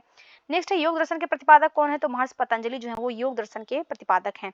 नेक्स्ट है न्याय दर्शन के प्रतिपादन किसने किया था तो न्याय दर्शन का प्रतिपादन गौतम ने किया था। नेक्स्ट है भारत में आस्तिक तथा नास्तिक संप्रदाय के जो विभेदक लक्षण है वो हमें कहाँ पे मिलता है तो ये वेदों की प्रामाणिकता की आस्था के आधार पे है। अर्थात जो वेदों की प्रामाणिकता पे आस्था रखते हैं, उस पर विश्वास रखते हैं दोस्तों, उनको नास्तिक कहा जाता है, और जो वेदों को नहीं मानते उनको नास्तिक कहा जाता है। नेक्स्ट है कामरूप में वैष्णव धर्म को लोकप्रिय किसने बनाया था तो कामरूप में जो है असम में वैष्णव धर्म को लोकप्रिय बनाया था शंकरदेव ने। नेक्स्ट है बीज गणित के क्षेत्र में योगदान देने के लिए विशेष रूप से कौन जाने जाते हैं तो भास्कर जाने जाते हैं। नेक्स्ट है कालिदास द्वारा रचित मालविकाग्निमित्रम नामक जो नाटक है ये किस राजा पे है तो ये अग्निमित्र शासक के ऊपर है। नेक्स्ट है कायस्थ जाति का सर्वप्रथम उल्लेख कहाँ पे मिलता है तो कायस्थ जाति, इसका उल्लेख याज्ञवल्क में मिलता है, याज्ञवल्क ने किया है, ठीक है। नेक्स्ट है दास मुक्ति के अनुष्ठान का विधान सर्वप्रथम कहाँ पे मिलता है तो जो दास मुक्ति का अनुष्ठान है इसका विधान सर्वप्रथम नारद ने दिया था। नेक्स्ट है पुंड्रवर्धन भुक्ति अवस्थित थी दोस्तों, ये जो पुंड्रवर्धन भुक्ति है ये कहाँ पे अवस्थित थी, ये उत्तर बंगाल में अवस्थित थी। नेक्स्ट है गुप्त काल में उत्तर भारतीय व्यापार संचालित होता था, गुप्त काल में जो उत्तर भारतीय व्यापार संचालित होता था दोस्तों वो ताम्रलिप्ति बंदरगाह से, ठीक है, ताम्रलिप्ति बंदरगाह से संचालित होता था। नेक्स्ट पॉइंट है इसमें कि सती प्रथा का प्रथम अभिलेखी संदर्भ कहाँ से मिलता है, इसको हमने देखा ये एरड अभिलेख से हमें प्राप्त होता है। नेक्स्ट है कुमारगुप्त प्रथम के मंदसौर अभिलेख में श्रेणी का उल्लेख है तो ये रेशम बुनकरों की श्रेणी है, इसमें सूर्य मंदिर का भी हमें उल्लेख मिलता है। नेक्स्ट है चांदी के सिक्के जारी करने वाला प्रथम गुप्त शासक कौन था तो कौन सा शासक जिसने चांदी के सिक्के जारी किया था तो चंद्रगुप्त द्वितीय ने जारी किया था। और इसी ने ही दोस्तों जो सर्वप्रथम, इसी शासक ने दोस्तों जो सर्वप्रथम जो है ध्यान रखिएगा यही शासक था जिसने सर्वप्रथम शकों को पराजित किया था, इसकी भी जानकारी हमें जो है इनके जो रजत मुद्राएं थी उसी से प्राप्त होती हैं। नेक्स्ट है समुद्रगुप्त के प्रयाग प्रशस्ति वाले स्तंभ पर किसका लेख मिलता है तो यहाँ पे जहांगीर का लेख मिलता है, ठीक है। ये जो समुद्रगुप्त का जो प्रयाग प्रशस्ति दोस्तों ये अशोक के अभिलेख पे लिखा गया है, ये अशोक का स्तंभ अभिलेख था, उसी पे पहले जहांगीर ने अपना लिखवाया, सॉरी समुद्रगुप्त ने लिखवाया, फिर बाद में जाके उस पर जहांगीर ने भी लिखवाया। नेक्स्ट है वह गुप्त शासक जिसको पहली बार अभिलेखों जारी करने का दायित्व दिया जाता है तो समुद्रगुप्त, समुद्रगुप्त ने सबसे पहले जो है वो पहली बार जिसने गुप्त शासक है जिसने अभिलेख जारी किए थे। गुप्त शासक जिसको भारत का नेपोलियन कहा जाता है समुद्रगुप्त को कहा जाता है। ये गुप्त काल से संबंधित हमने महत्वपूर्ण तथ्यों को देखा, अब हम गुप्तोत्तर काल से संबंधित महत्वपूर्ण तथ्यों को देखते हैं। तो देखिए गुप्तोत्तर काल से संबंधित महत्वपूर्ण तथ्यों को हम लोग फटाफट चलिए देख लेते हैं। तो देखिए पहला है इसमें कि विदेशी यात्री दिए हैं और उनका जो भारत भ्रमण किस वर्ष में हुआ है वो दिया हुआ है। तो जो फाहियान था दोस्तों ये चीनी यात्री था, ये 399 से 414 ईस्वी में ये भारत आया था। वेनसांग ये जो कि हर्षवर्धन के काल में आया था दोस्तों, और फाहियान जो है ये गुप्त काल में आया था। ये वेनसांग जो है वो 629 से 645 ईस्वी में भारत भ्रमण पे था। इत्सिंग था ये भी दोस्तों चीनी यात्री था और ये 671-72 में आया था और 693-94 में ये गया था। और अल मसूदी दोस्तों, अल मसूदी जो है ये 915 से 916 में जो है भारत में आया था ये, ठीक है। नेक्स्ट हम लोग देखते हैं, नेक्स्ट पॉइंट है दोस्तों कि राजा जिनको जनता द्वारा प्रत्यक्ष चुना जाता था, तो कौन सा राजा था जिसको जनता जो है वो प्रत्यक्ष रूप से चुनती थी तो गोपाल नंदीवर्मन पल्लवर्मन को, ठीक है। नेक्स्ट है स्तूप जिसमें आर्यक स्तंभ की विशेषताएं प्राप्त होती हैं, तो आर्यक स्तंभ की विशेषताएं अमरावती स्तूप में प्राप्त होती हैं। नेक्स्ट है वह स्तूप आर्यक स्तंभ में मंच की विशेषताएं मिलती हैं, तो आर्यक स्तंभ वाले मंच की विशेषताएं कौन से स्तूप में मिलती हैं तो ध्यान रखिएगा ये अमरावती और नागार्जुनी कोंडा की जो स्तंभ है यहाँ पे हमें देखने को मिलती है। नेक्स्ट है शासक जिसने 4 अश्वमेध यज्ञ का संपादन किया था, वेरी इंपॉर्टेंट है, जो शासक जिसने 4 अश्वमेध यज्ञ करवाए थे दोस्तों ये प्रवरसेन प्रथम था, ठीक है। कौन था, प्रवरसेन प्रथम था। नेक्स्ट है वल्लभी विश्वविद्यालय स्थित है, तो वल्लभी ये नाम से ही लग रहा है कहाँ पे, गुजरात में। नेक्स्ट है 6ठी शताब्दियों में छठी 7वीं शताब्दियों में मौर्य वंश कहाँ पे शासन कर रहा था? तो लाट में ये शासन कर रहा था। नेक्स्ट है कदम्बों की राजधानी क्या थी दोस्तों? जो कदम राजवंश था इनकी राजधानी गोवा थी। नेक्स्ट है प्रतिहार अभिलेखों में संदर्भित सिक्कों का नाम क्या मिलता है? तो जो प्रतिहार अभिलेख हैं वहां पे जो सिक्कों का नाम मिलता है वो द्रम मिलता है।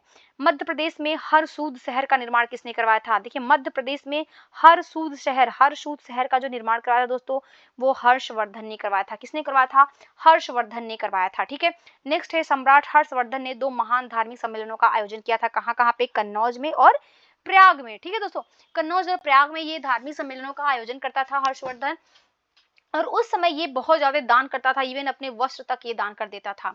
ठीक है, तो ये हमने देख लिया मौर्योत्तर का गुप्तोत्तर काल से संबंधित भी महत्वपूर्ण तथ्यों को देख लिया। अब हम लोग देखते हैं दोस्तों, अब हम देख रहे हैं दोस्तों प्राचीन भारत में स्थापत्य कला। ठीक है, तो जो भी इंडिया के एंशियंट जो आर्किटेक्चर है उसको हम लोग फटाफट देख लेते हैं, इससे संबंधित जो भी महत्वपूर्ण तथ्य हैं उनको देख लेते हैं। तो इसमें पहला है कि वह स्थान जहाँ पर शिल्प में विष्णु का वराह अवतार दर्शाया गया है। ठीक है, विष्णु का वराह अवतार, तो ये कहाँ पे मिलता है दोस्तों? ये उदयगिरि की गुफा कहाँ पे है? विदिशा मध्य प्रदेश में, वहां पे हमको जो है विष्णु का वराह अवतार देखने को मिलता है। नेक्स्ट है महरौली के जो लौह स्तंभ है, लौह स्तंभ जो लेख है, इसमें जो है कौन से राजा का नाम उल्लेख किया गया है? तो ध्यान रखिएगा ये चंद्र नाम के राजा का नाम हमको वहां पे उल्लेखित मिलता है। नेक्स्ट है दोस्तों पॉइंट इसमें कि मिलिंद पन्हो, राजा मिलिंद तथा एक बौद्ध भिक्षु के मध्य ये संवाद है। तो कौन सा बौद्ध भिक्षु है? तो नागसेन। ठीक है, नागसेन और जो मिलिंद राजा था, ये मिनांडर भी इसको कहा जाता था, इसी का जो संवाद है वो हमें मिलिंद पन्हो में देखने को मिलता है। ये भी ध्यान रखिएगा मिलिंद पन्हो की भाषा क्या है? तो इसकी जो भाषा थी दोस्तों वो पाली भाषा में लिखा गया था। ठीक है, किस भाषा में? पाली भाषा में। नेक्स्ट है एलोरा में गुफाएं और शैलकृत मंदिर। तो जो एलोरा गुफाएं हैं और जो शैलकृत मंदिर है ये किस धर्म से संबंधित है? तो हिंदुओं, बौद्ध और जैन तीनों ही धर्मों से संबंधित है। तो एलोरा की जो गुफाएं हैं दोस्तों ये हिंदू, जैन और बौद्ध तीनों ही धर्मों से संबंधित हैं। नेक्स्ट है यहाँ पे अजंता और एलोरा गुफाएं हैं। देखो अजंता और जो एलोरा गुफाएं दोस्तों ये कहाँ पे हैं? तो ये महाराष्ट्र राज्य के औरंगाबाद जिले में अवस्थित है। नेक्स्ट है मीनाक्षी मंदिर अवस्थित है। मीनाक्षी मंदिर कहाँ पे है? तो मदुरई में ये अवस्थित है। नेक्स्ट है महाबलीपुरम का सप्तरथ मंदिर बनवाया गया था। तो जो महाबलीपुरम का जो सप्तरथ मंदिर है दोस्तों इसका निर्माण नरसिंह वर्मन ने कराया था। नेक्स्ट है महाबलीपुरम में जो रथ मंदिरों का निर्माण किया गया था वो किसके समय में? ये पल्लवों के समय में किया गया था। नेक्स्ट पॉइंट है हीनयान अवस्था का विशालतम एवं सर्वाधिक विकसित शैलकृत चैत्यगृह अवस्थित है। तो जो हीनयान जो बौद्ध का हीनयान भाग है इससे संबंधित जो शैलकृत चैत्यगृह है ये कहाँ पे है? तो कार्ले का चैत्य है। ठीक है, नेक्स्ट है 100 से अधिक बौद्ध गुफाएं का केंद्र कहाँ पे है? जहाँ पे 100 से अधिक बौद्ध गुफाएं हैं तो वो है कन्हेरी की गुफाएं। नेक्स्ट है वह शैलकृत गुफा जिसमें 11 सिरों के बोधिसत्व का अंकन मिलता है। ठीक है, ऐसी गुफा है जो कि बौद्ध धर्म के जो बोधिसत्व थे जिसमें उनके 11 सिरों का अंकन मिलता है वो कन्हेरी की गुफाओं में ही मिलता है। नेक्स्ट है सोमपुर महाविहार का निर्माण किसने करवाया था? धर्मपाल ने सोमपुर महाविहार का निर्माण करवाया था। नेक्स्ट है गांधार कला शैली का एक संश्लेषण है। तो जो गांधार कला शैली दोस्तों ये भारत और यूनानी कला जो कला शैली है इनका ये मिश्रण है। नेक्स्ट है सांची के महास्तूप के 4 तोरणों में किस एक का निर्माण सर्वप्रथम हुआ है? तो सबसे पहले जो सांची के स्तूप में जो 4 तोरणों का निर्माण हुआ है वो सबसे पहले दक्षिण में हुआ है। ठीक है, नेक्स्ट देखते हैं दोस्तों सोनगिरी जहाँ 108 जैन मंदिर बने हुए कहाँ पे अवस्थित है? दतिया में अवस्थित है। दतिया के सोनगिरी में जो है 108 जैन मंदिर बने हुए हैं। नेक्स्ट है दिलवाड़ा का जैन मंदिर कहाँ पे? राजस्थान के माउंट आबू में अवस्थित है। नेक्स्ट है उड़ीसा में कोणार्क मंदिर का निर्माण किसने करवाया था? उड़ीसा में कोणार्क मंदिर का जो निर्माण है दोस्तों ये राजा नरसिंह देव ने करवाया था। ठीक है, द्रविड़ शैली में मंदिरों को क्या कहा जाता था? तो जो द्रविड़ शैली में मंदिर होते थे दोस्तों उसमें महत्वपूर्ण जो पॉइंट होता था गोपुरम, इसका मतलब क्या होता था कि जो तोरण के ऊपर बनने वाले जो अलंकृत एवं बहुमंजिला भवन होते थे उसी को गोपुरम कहा जाता था। ये गेट होते थे दोस्तों। ठीक है, गेट होते थे जो बहुत ही अलंकृत होते थे। नेक्स्ट देखते हैं हम लोग, नेक्स्ट पॉइंट है भुवनेश्वर तथा पुरी के मंदिर। भुवनेश्वर तथा पुरी के मंदिर किस शैली में निर्मित है दोस्तों? ये नागर शैली में बने हुए मंदिर है। ठीक है, नेक्स्ट है गुफा जो त्रिमूर्ति है ये किसके लिए विख्यात है? तो त्रिफा जो त्रिमूर्ति दोस्तों ये एलिफेंटा की गुफा में त्रिमूर्ति की जो गुफा है वो विख्यात है। नेक्स्ट है चित्रगुप्त स्वामी मंदिर जिसे चित्रगुप्त का एकमात्र मंदिर माना जाता है कहाँ पे है? तो ये कांची में है। ठीक है, कांची में चित्रगुप्त स्वामी का एकमात्र मंदिर है। अंकोर वाट का विष्णु मंदिर कहाँ पे अवस्थित है? ध्यान रखिएगा अंकोर वाट में जो विष्णु का मंदिर है ये कंबोडिया में अवस्थित है। नेक्स्ट दक्षिण भारत के भगवान रंगनाथ जिन्हें भगवान वेंकटेश भी कहा जाता है इनका मंदिर कहाँ पे है? तो तिरुमल्ला पहाड़ी में ये मंदिर जो है अवस्थित है। नेक्स्ट है एलिफेंटा के प्रसिद्ध सैल को काट कर बनाए गए मंदिरों का श्रेय किसको दिया जाता है? तो जो एलिफेंटा के जो प्रसिद्ध सैल हैं उनको काट करके मंदिरों को जो बनाने का प्रारंभ किया था वो पल्लवों ने किया था। ठीक है, किसने किया था? पल्लवों ने किया था।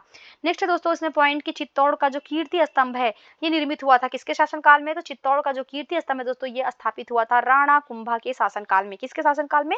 राणा कुंभा के शासनकाल में। नेक्स्ट पॉइंट है शैलकृत स्थापत्य का आश्चर्य माना जाता है। तो शैलकृत स्थापत्य का आश्चर्य जो है वो कैलाश मंदिर, एलोरा का कैलाश मंदिर को माना जाता है। नेक्स्ट देखते हैं दोस्तों पॉइंट इसमें कि वह मंदिर जिसके परिसर में एक भारी भरकम नंदी की मूर्ति है जिसे भारत की विशालतम नंदी मूर्ति बताया जाता है, ये कहाँ पे है? तो ये बृहदेश्वर मंदिर में है। ठीक है, कहाँ पे है दोस्तों?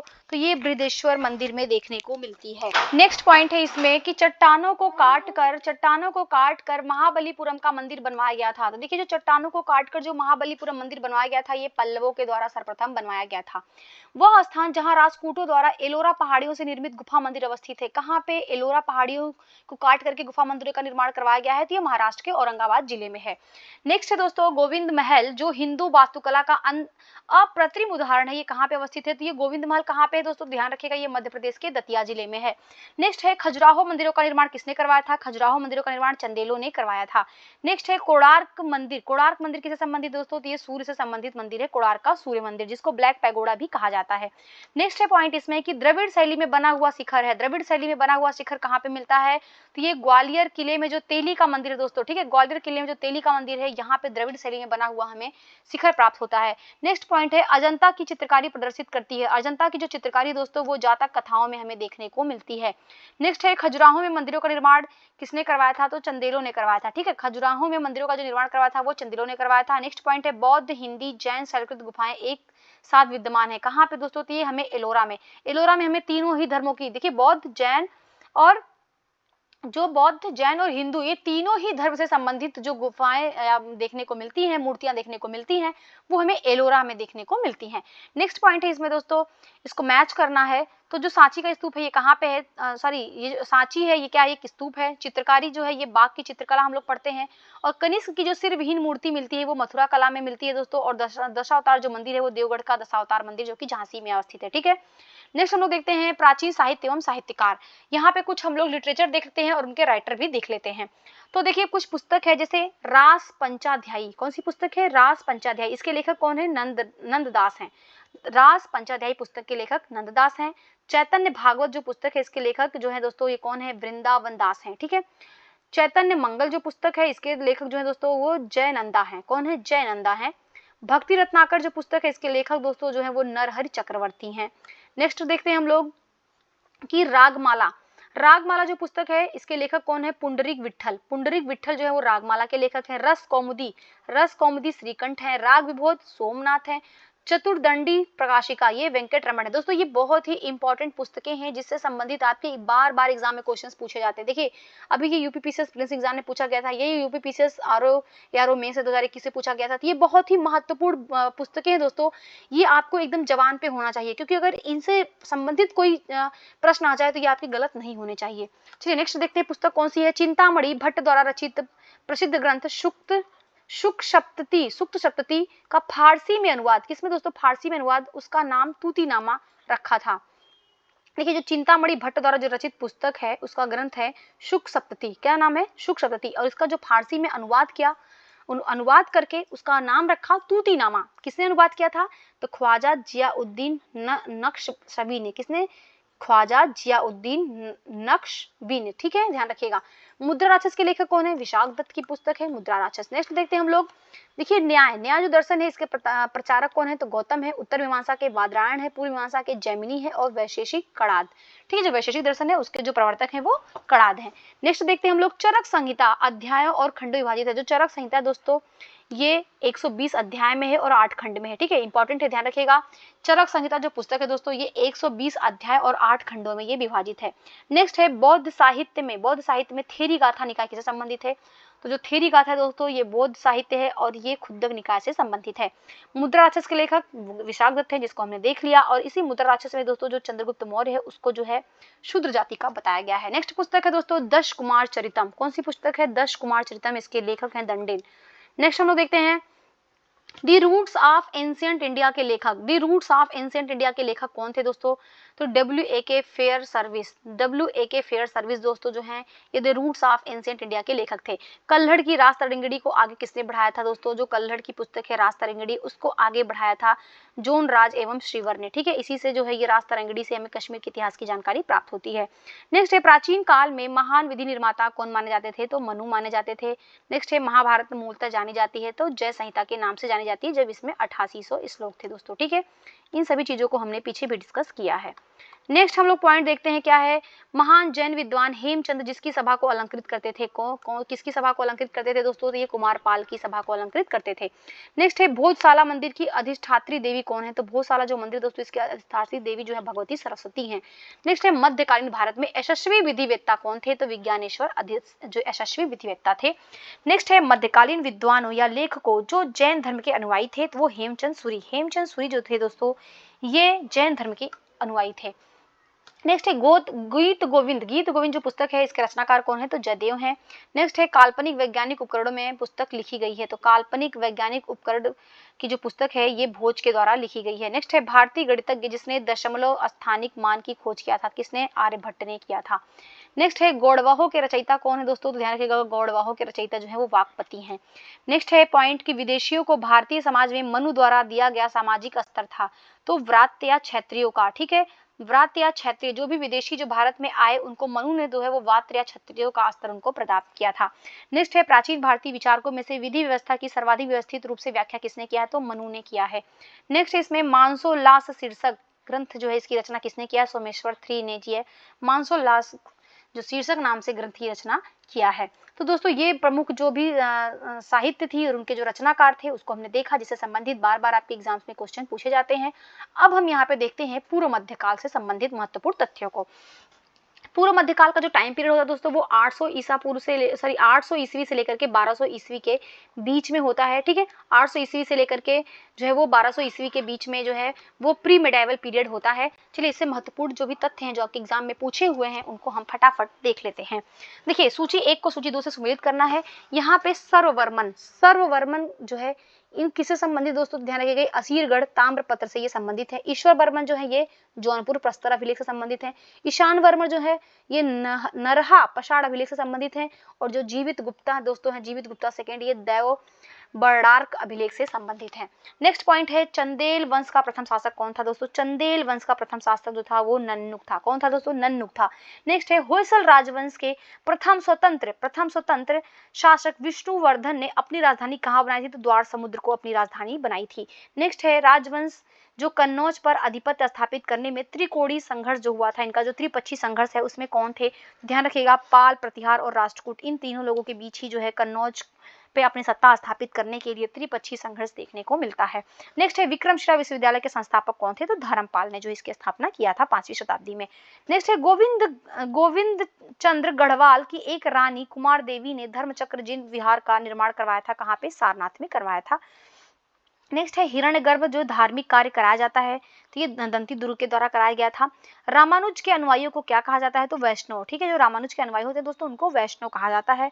द्वार समुद्र राजधानी किसकी थी? तो ये होयसल जो राजवंश है उसकी राजधानी द्वार समुद्र थी। पाल वंश के संस्थापक कौन थे दोस्तों? तो भोपाल जो था वो पाल वंश का शासक था, संस्थापक था। नेक्स्ट है कदम राजाओं की राजधानी क्या थी दोस्तों? ध्यान रखिएगा जो कदम राजाओं की राजधानी थी वो वनवासी थी। नेक्स्ट पॉइंट है दोस्तों इसमें कि समकालीन समाज के पाखंड एवं भ्रष्ट आचरण को उद्घाटित करने के लिए अनेक ग्रंथों के लेखक कौन है? तो क्षेमेंद्र ने दोस्तों जो है वो पाखंड एवं भ्रष्ट आचरण को उद्घाटित करने के लिए इन्होंने बहुत सारे ग्रंथों की जो है रचना किया है। नेक्स्ट है दोस्तों चंदेल राजा जिसका एक अन्य नाम लक्ष्मण वर्मन प्राप्त होता है, तो चंदेल राजा जिसका क्या नाम है उसका? यशोवर्मन है, जिसका नाम जो है लक्ष्मण वर्मन भी प्राप्त होता है। नेक्स्ट है एक नए संवत चलाने का यश किसको प्राप्त है? तो लक्ष्मण सेन को प्राप्त है दोस्तों, ये बंगाल में शासन कर रहे थे। नेक्स्ट है चंदेल शासक जो महमूद गजनवी से पराजित नहीं हुआ था, कौन है?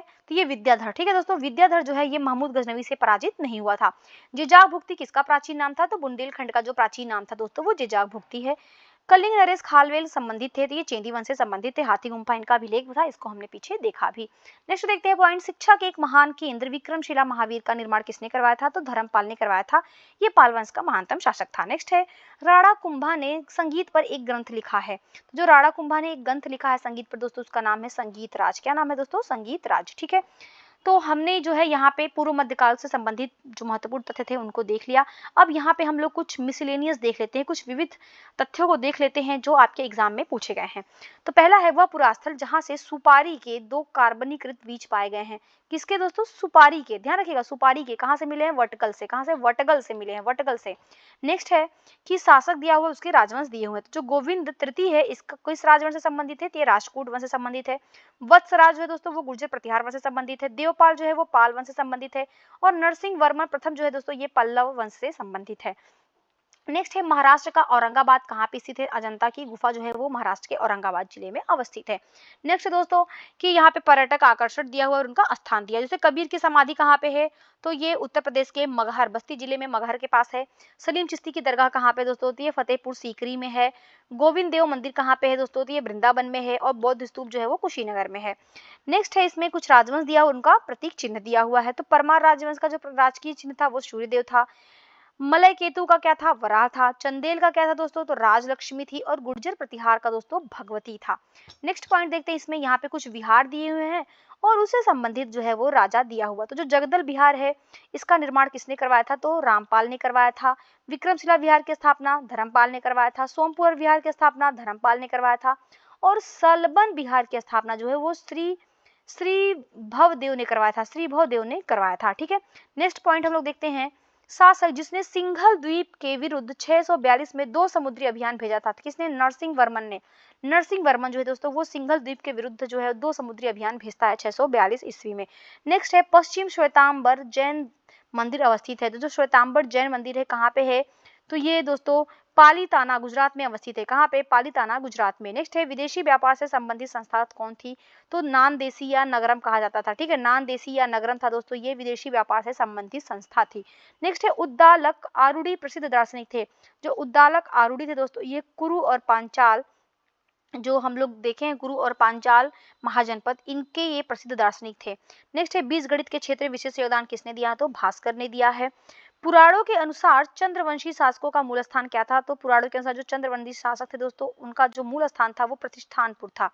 नेक्स्ट है कि जो यहाँ है वह अन्यत्र भी है, जो यहाँ नहीं है वह कहीं नहीं है। ये कहाँ भी कहा गया है दोस्तों? तो ध्यान रखिएगा, ये महाभारत ग्रंथ में कहा गया है। ठीक है, कि जो यहाँ है वो अन्यत्र भी है और जो यहाँ नहीं है वो अन्यत्र भी नहीं है। नेक्स्ट है हिंदू विधि द्वारा मान्य कर था। तो हिंदू जो विधि थी उसके द्वारा जो टैक्स लिया जाता था वे उपज का 6वां भाग लिया जाता था।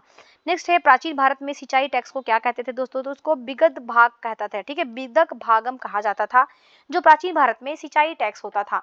नेक्स्ट है वैदिक ग्रंथों के भाष्यकार सायण को आश्रय प्राप्त था। कहाँ पे? देखिए जो सायण थे दोस्तों जिन्होंने जो है वेदों पे टीका लिखा है और ये विजयनगर जो विजयनगर के संस्थापक हैं हरिहर और बुक्का उनके शासनकाल में थे, वहां पे ये मंत्री भी थे। नेक्स्ट है बेसनगर अभिलेख होलियोडोरस का जो है ये कहाँ का निवासी था? तो ये तक्षशिला का निवासी था। ये गरुड़ विदिशा में जो है बेसनगर का अभिलेख की स्थापना करता है, जिससे ये पता चलता है कि इसने दोस्तों जो है वो भागवत धर्म को अपनाया था। नेक्स्ट है पॉइंट कि श्रवण बेलगोला में गोमतेश्वर की विशाल प्रतिमा स्थापित की गई थी। जो श्रवण बेलगोला ये स्थान जो है दोस्तों ये कर्नाटक में है और ये जैनियों से संबंधित जो स्थल है और वहाँ पे गोमतेश्वर की जो विशाल प्रतिमा स्थापित कराई थी वो चामुंड राय ने स्थापित करवाई थी। नेक्स्ट है चोलों की राजधानी क्या थी दोस्तों? तो चोलों की राजधानी तंजौर थी। एम्फोरा जार होता था। देखिए एम्फोरा जो जार होता था ये लंबा एवं दोनों तरफ एक हत्थेदार जार होता था। जैसे दोस्तों ये जार होता था, ठीक है, देखिए ये जो जार होता था इसके ऐसे दोनों तरफ जो है बना होता था उसको पकड़ के पीने वाला, जिसको एम्फोरा जार कहा जाता था। नेक्स्ट है विक्रम संवत का प्रारंभ कब से होता है दोस्तों? विक्रम संवत का प्रारंभ जो है 57 ईसा पूर्व में होता है। नेक्स्ट है खसरा नामक दस्तावेज से क्या आशय है? तो जो खसरा नामक दस्तावेज दोस्तों ये राजा से संबंधित दस्तावेज होता है। नेक्स्ट है दोस्तों कि सामान्यतया पांडवों की राजधानी इंद्रप्रस्थ के साथ पहचान की जाती है। तो इंद्रप्रस्थ के साथ किसकी पहचान की जाती है? तो पुराना किला दिल्ली की पहचान जो है वो इंद्रप्रस्थ की राजधानी के साथ दोस्तों किया जाता है। ठीक है दोस्तों, तो ये प्राचीन भारत से संबंधित महत्वपूर्ण तथ्य थे जिसको हमने देख लिया। तो आशा करते हैं दोस्तों कि ये जो वीडियो है ये आपको हेल्प करेगी, ये आपके काम आएगी दोस्तों, क्योंकि आप देख रहे हैं यहाँ पे उन्हीं फैक्ट्स को लिया गया है जो उत्तर प्रदेश में जो एग्जाम हुआ है जिसमें बार बार पूछा गया है आयोग के द्वारा प्रश्नों को। ठीक है, ये उसके वन लाइनर फॉर्म में है दोस्तों, ये बहुत ही इंपॉर्टेंट फैक्ट्स हैं जो कि आपको पता होना चाहिए। तो प्लीज़ आप वीडियो को अच्छे से देखिएगा और हमारे वीडियो को लाइक करिएगा, शेयर करिएगा, ज़्यादा से ज़्यादा इसको शेयर करिएगा, कमेंट करिएगा और देखने के लिए हमारे साथ बने रहने के लिए आप लोगों का तहे दिल से बहुत बहुत धन्यवाद।